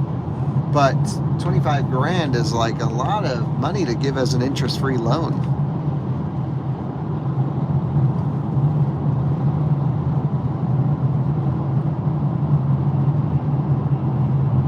Yeah, the Open Pilot Ioniq 5. I heard about this, and I think maybe you had sent an email as well. It's flagged for me to get back to you, so we'll be in contact about that. Oh, look at this 9.5 Aero wagon. It had the rally lights on the front. Gorgeous vehicle. I love Saabs.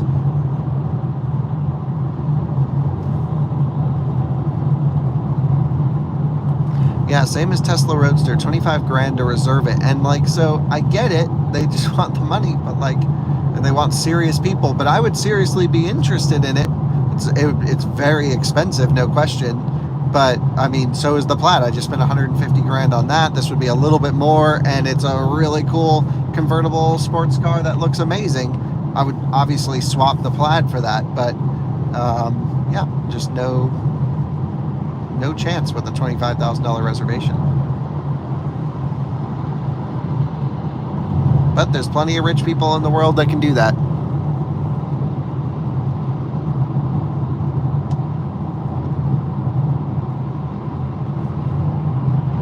No, I think the Lucid has a really good chance of beating the Cannonball. They do deduct it from the price when you get it. Yeah, your $25,000 counts as a down payment, which isn't, you know, the end of the world, I guess.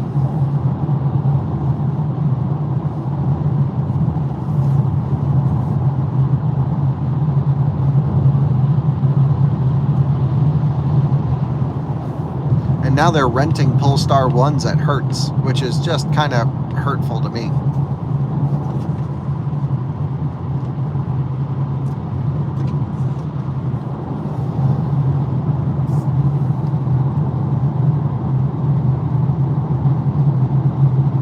It is refundable. The refundable is not the bad bit. You can get the money back, put a deposit down. The thing is, it's like they just hold on to your money, and then they're like, production delays and this and that. And then you're just like out 25 grand for years, where you could have just invested that 25 grand into something, and it would be a lot more down the line when you could actually buy the vehicle, which is what they're doing with your money, I think. I don't know. It just seems so crazy to just give it. Now, I have a couple of reservations in for vehicles that I know I won't get, and I'll probably end up canceling, and it's small dollars. It's $500, $1,000, and that'll come back, and that's okay. But 25 grand is a meaningful amount of money, especially if it's going to be a few years that you're not able to invest it or do anything with it.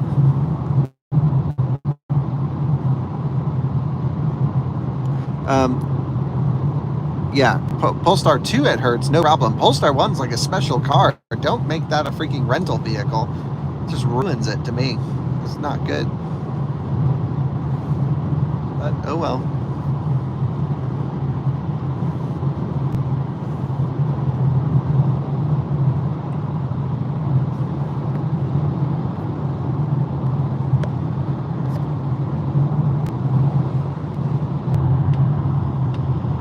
Hopefully back now. Sorry for that slight interruption.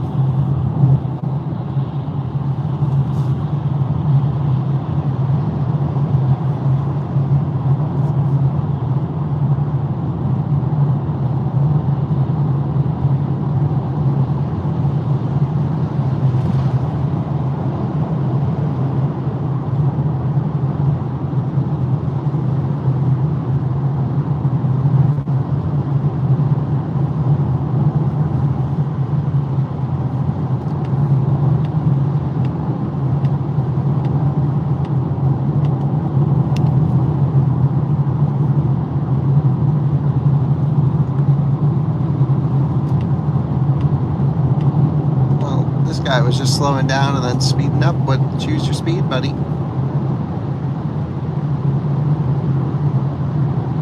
Norwegians, of course. I think Norwegians are the worst drivers in Europe, or at least the slowest drivers in Europe. Whenever I see a Norwegian license plate, I'm just like, wow, that guy's going like 30 in the left lane. Nice of that guy to stay in the right lane.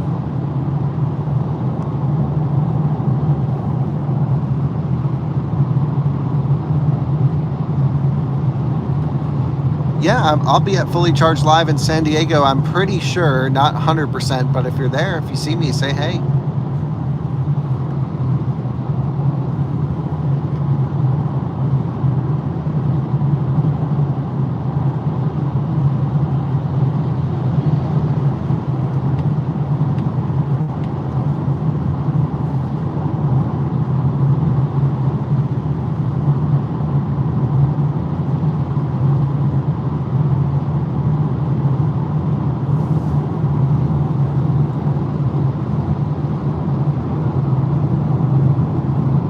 What do I think about the new Dodge Challenger EV? I haven't really researched it or thought about it, but nothing too exciting from my side. Maybe I'll end up loving it. I don't know. I'm not a Dodge guy. To me, just every time I get in a Dodge, it's like my day is worse. But I hope that improves. Any really FCA Stellantis product, anytime I get inside, my day is not improved. Like if I picked one car group to leave Earth to not care about, it would be Stellantis. But they have some good gems in there. 500E is kind of cool.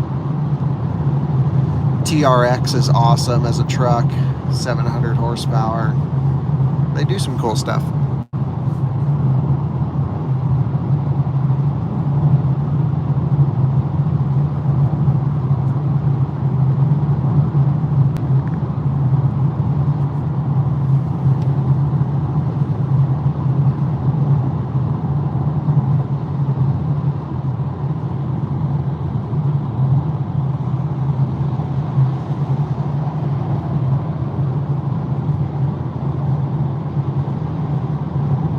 It's a Renault Kangoo. Love those.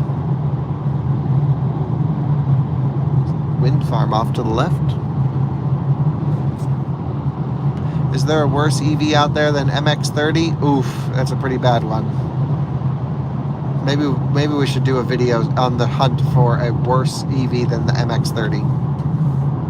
I actually talked to Mazda about that car this week because we were hanging out with some of the press people from them at a small event, and I was like, guys, how the heck are you advertising or like doing anything with this car that's positive? Like, why do you even have them in the press fleet? And they're like, well, next year we're not gonna have any in the press fleet. I'm like, good, because there's nothing good to say about that car. And they were like, we know.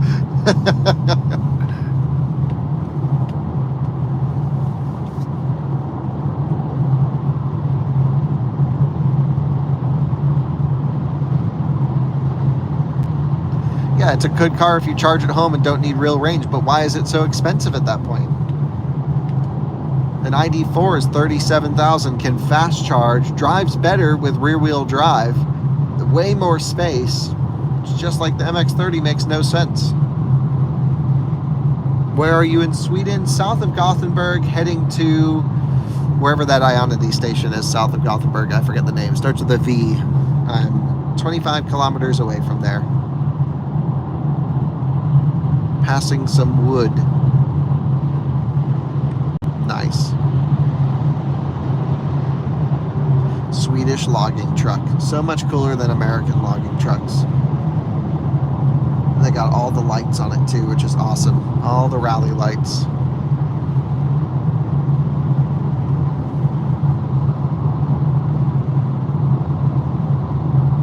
It's actually less road trippable than a Bolt because it only gets 34 kilowatt charging.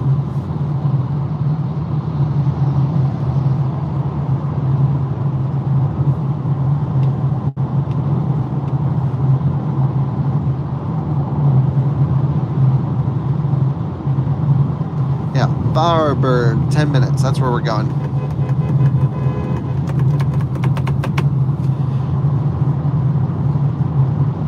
Why not? Hit the horn. We're out in the middle of nowhere.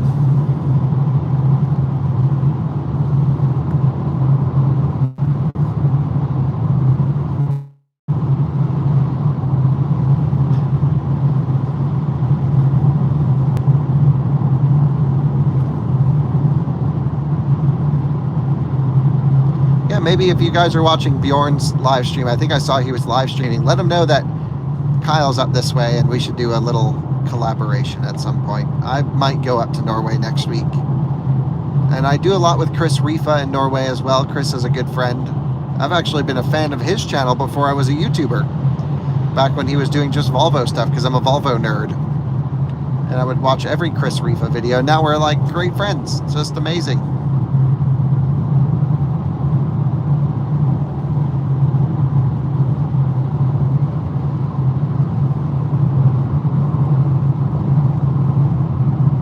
Yeah, I haven't experienced matrix lights in the Polestar. I've driven many cars with them here in Europe, but interestingly, I heard on newer production they're no longer doing matrix lights on Polestar 2 because of the chip shortage. This one is old enough. This thing's got 12,000 kilometers on it now. This thing's old enough to have the matrix lights, thankfully.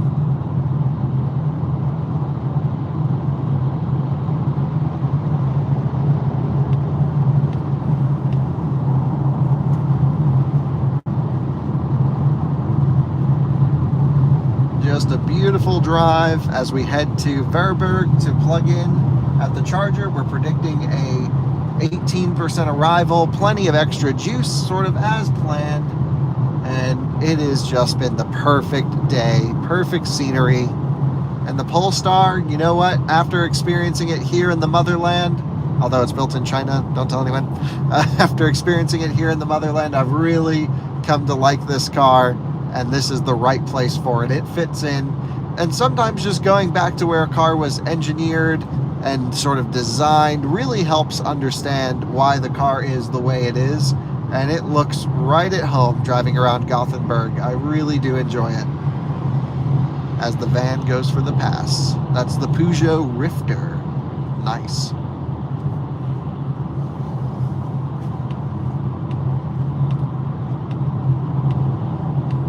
Obviously, you can tell when I film for the main video, taking clips throughout our drive. Polish truck. Mazda 3, Civic, or Corolla, which would I choose? Mazda 3, especially if it's the hatch.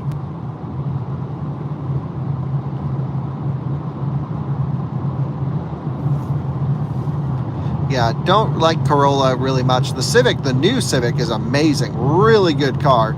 But I just like Mazda's drivetrain a little bit better. Even though it's got the old 6-speed auto, you can still get a manual in it, which is nice.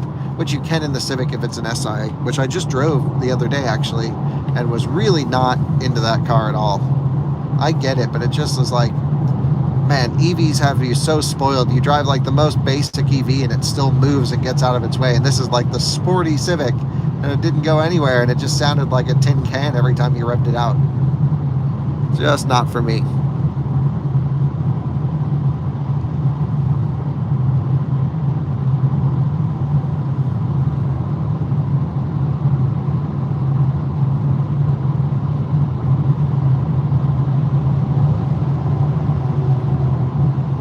Yeah, Mazda 3 is the way to go, especially with a manual.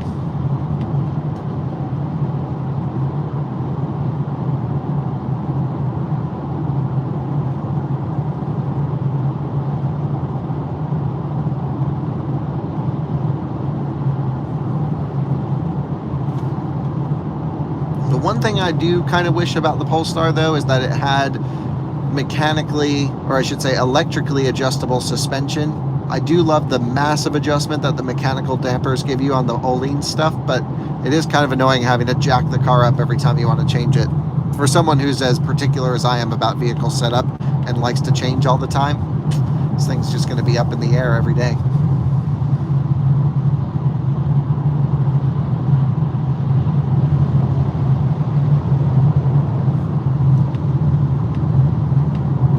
But we considered buying a Polestar 2 actually. Back when we were searching for e-tron, we were thinking about everything, and Polestar 2 came up to maybe replace our Model 3, but then the Rivian came in and we were like, oh, well, there you go. That answers that.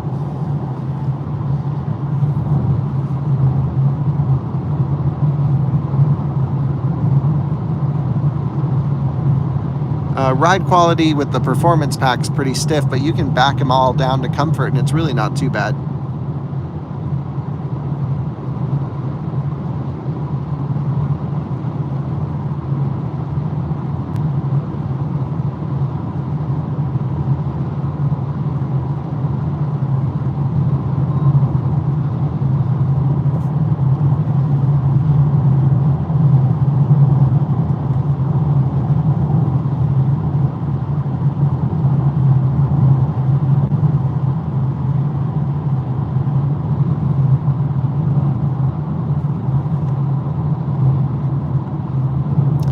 Nothing we own is leased. Everything we purchased.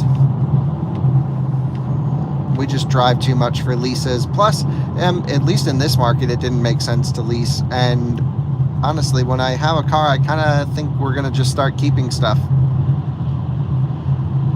As long as it's relevant on YouTube, and, you know, I just, like our Model 3 Performance, we'll never sell it. My Range Rover, we'll never sell it.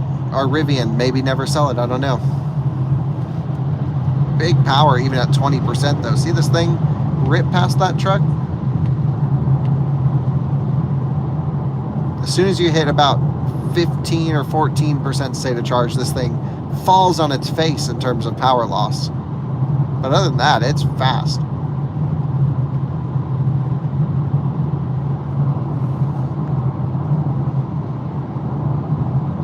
What's the benefit of dampers upside down? Just packaging, I'm sure.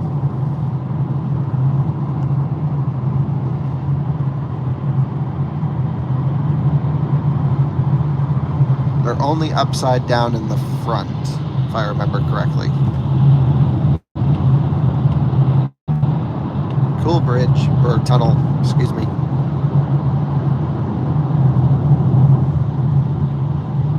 Look at this 5 Series pulling that giant camper trailer. In America, you'd use like a Ford F-250 for that thing.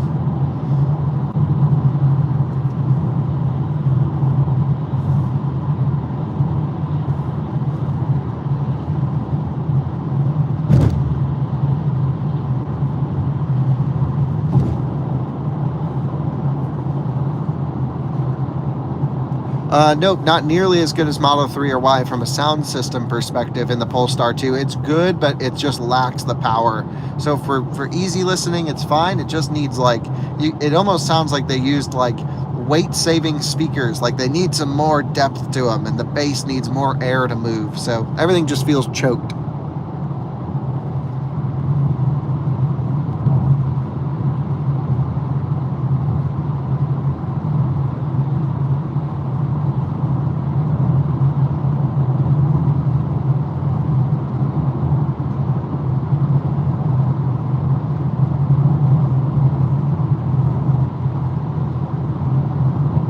No, I haven't tried using ABRP in the Polestar yet.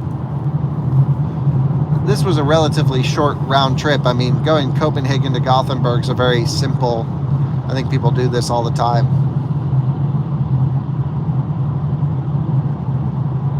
It's like doing Raleigh to Charlotte or New York to Boston.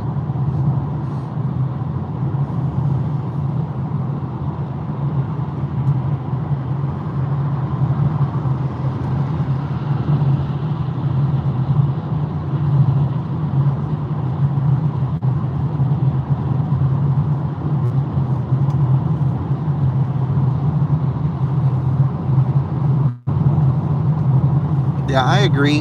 ABRP is awesome to give you the confidence to leave the house, but then you just got to be fully, you know, fully ready to just manage your own charging plan.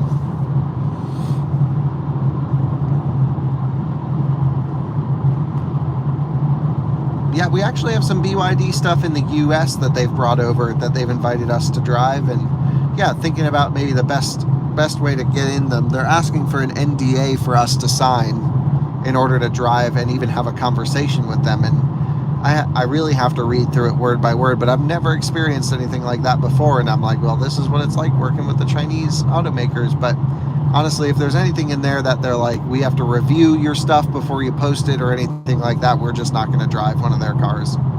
We just post everything, you know, everything that you see posted is just my opinion, and I don't let anyone sort of get in the way of that.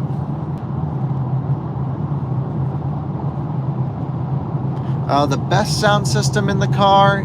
Good question. There's a few that come to mind. Bentley has the name system, which is pretty cool. Our e-tron's Bang & Olufsen's really good, actually. But the best sound system, Bowers & Wilkins and some of the Volvo stuff is good. Acura has some pretty good sound systems. Yeah, it's really hard to say best because some of them have a different character as well. Some are really like studio reference quality. And some have this surround enveloping feel, and it's just different tastes. There's not just one necessarily that's better than another. Bose is really good in some cars and really terrible in other cars.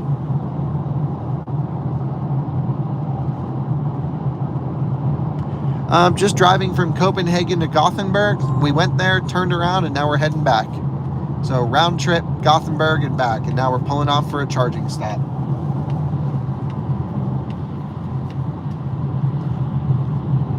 Exiting the highway now to pull back into that charging station we used on the way. Not much variety today, it's just on the other side of these campers, but just really enjoying the drive here in the Polestar, and I'm starting to bond with it a little bit more. I'm really you know, my little niggles and annoyances. I've found a seating position that works now that I've spent more time in it. I've never actually road tripped a Polestar 2, and that's the best way to get to know a car. And yeah, really starting to feel a little bit more comfortable in here. I think the noise, maybe you just get a tire with some foam in it or put some foam in the wheel wells or something like that. But here we are pulling directly into the sun, hard to even see anything at times. And heading back over to that charging station that worked because I couldn't get the supercharger to go, and Ionity is very expensive, and this will max out the Polestar, and it's just on the other side, so may as well try something a little different. We've also already used that Ionity station in last video. Check out that car, the thing is sick. And then maybe I will, not feeling like McDonald's again. There's a espresso house, little snack area. I'll have to find something. There's a Circle K that has some hot dogs. Maybe I'll grab one of those. But here's the other charging station, pulling back in.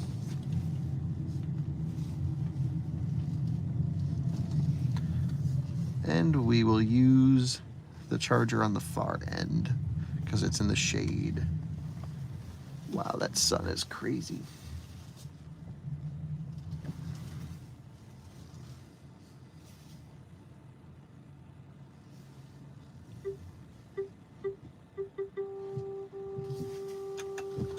All right, let me go get this thing started.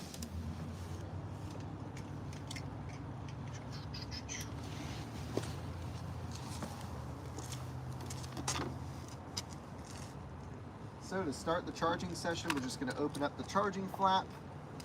We'll take the CCS connector here. Again, at least 150 kilowatts on these ABB units. Somehow ABB units that work in Europe but not the US. EA was telling me that ABB is really their biggest problem with a supplier issue. But no issues here at least. We'll tap this little card. It says Latin OK. CCS. Boom. Clever.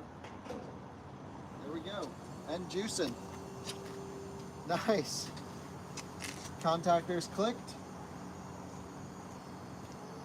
These are the ugliest freaking vans I've ever seen in my life. And juicing. Polestar just went on, going green. look over here. Everything's flashing green, ramping up. Whoa, 79 kilowatts. Yep, we'll get max power here as expected. Nice. Well, I'm going to go off on an adventure and look for some snacks over that way. And we'll just let this thing charge up pretty much as high as it has. What am I trying to say? We'll let it charge up for as long as we need for me to go grab some snacks, and then we'll hit the last charger on the way into Copenhagen, so it has some juice for Polestar if for whatever reason they can't charge it tonight. 148 kilowatts, nice.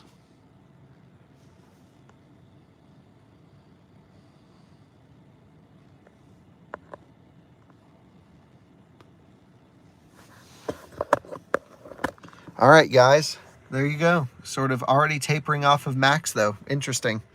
And that's sort of the live stream for today. A little round trip. I'm going to end it actually because my phone's at 5% state of charge, and it doesn't really quite make sense to keep this going. It's just for fun. But we have an issue.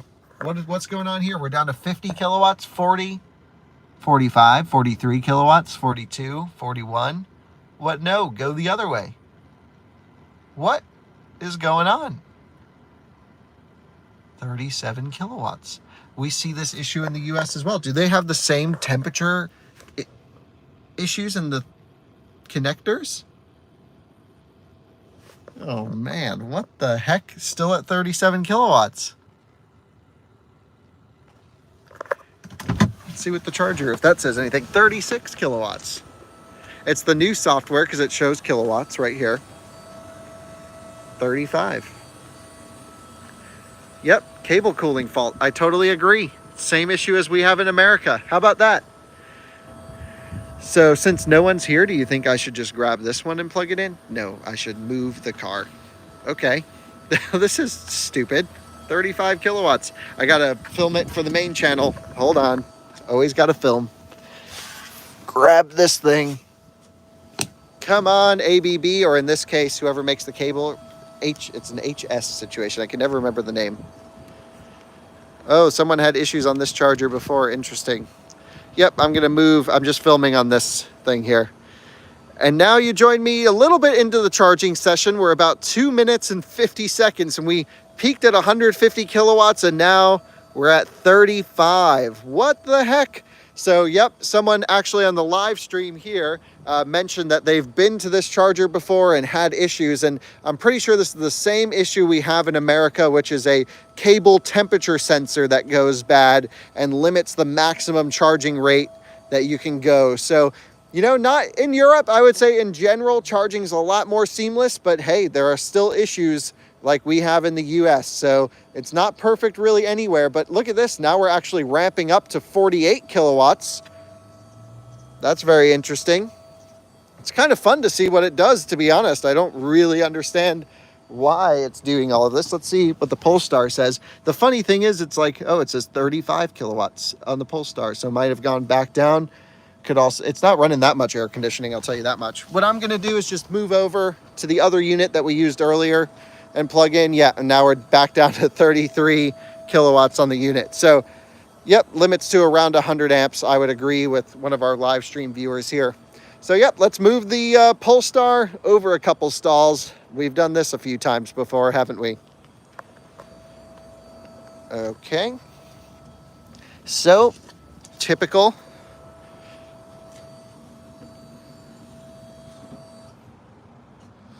Gotta wait for it to unlatch. There we go.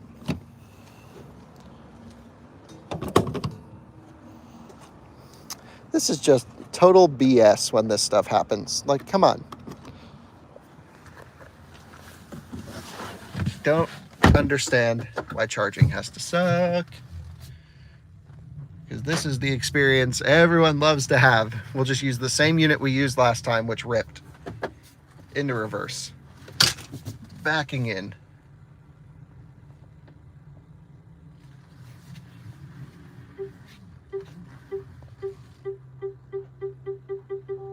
Gotta get really really close because the cables are so short on these.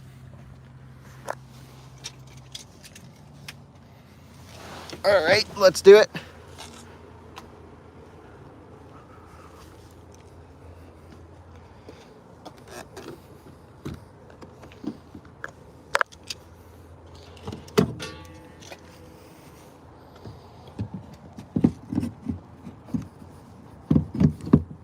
In you go. Start.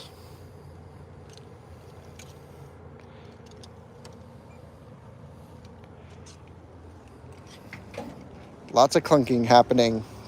At least it initiates pretty quickly. There's that MG we saw at, that's a cool looking car. It's the same MG that we saw at Polestar. Not familiar with that one actually. So now I'll just film a little clip here.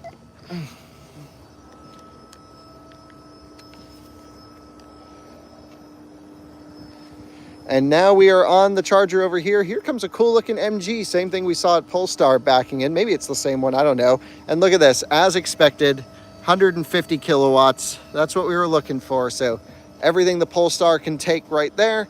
Juicing up, no cable cooling issues this time. 142 kilowatts, 145 going into the car, pretty good. So yep, we'll let this thing charge up and then I'll go grab some snacks. But charger's actually delivering a full 150. And then basically the rest is just going to air conditioning and things like that.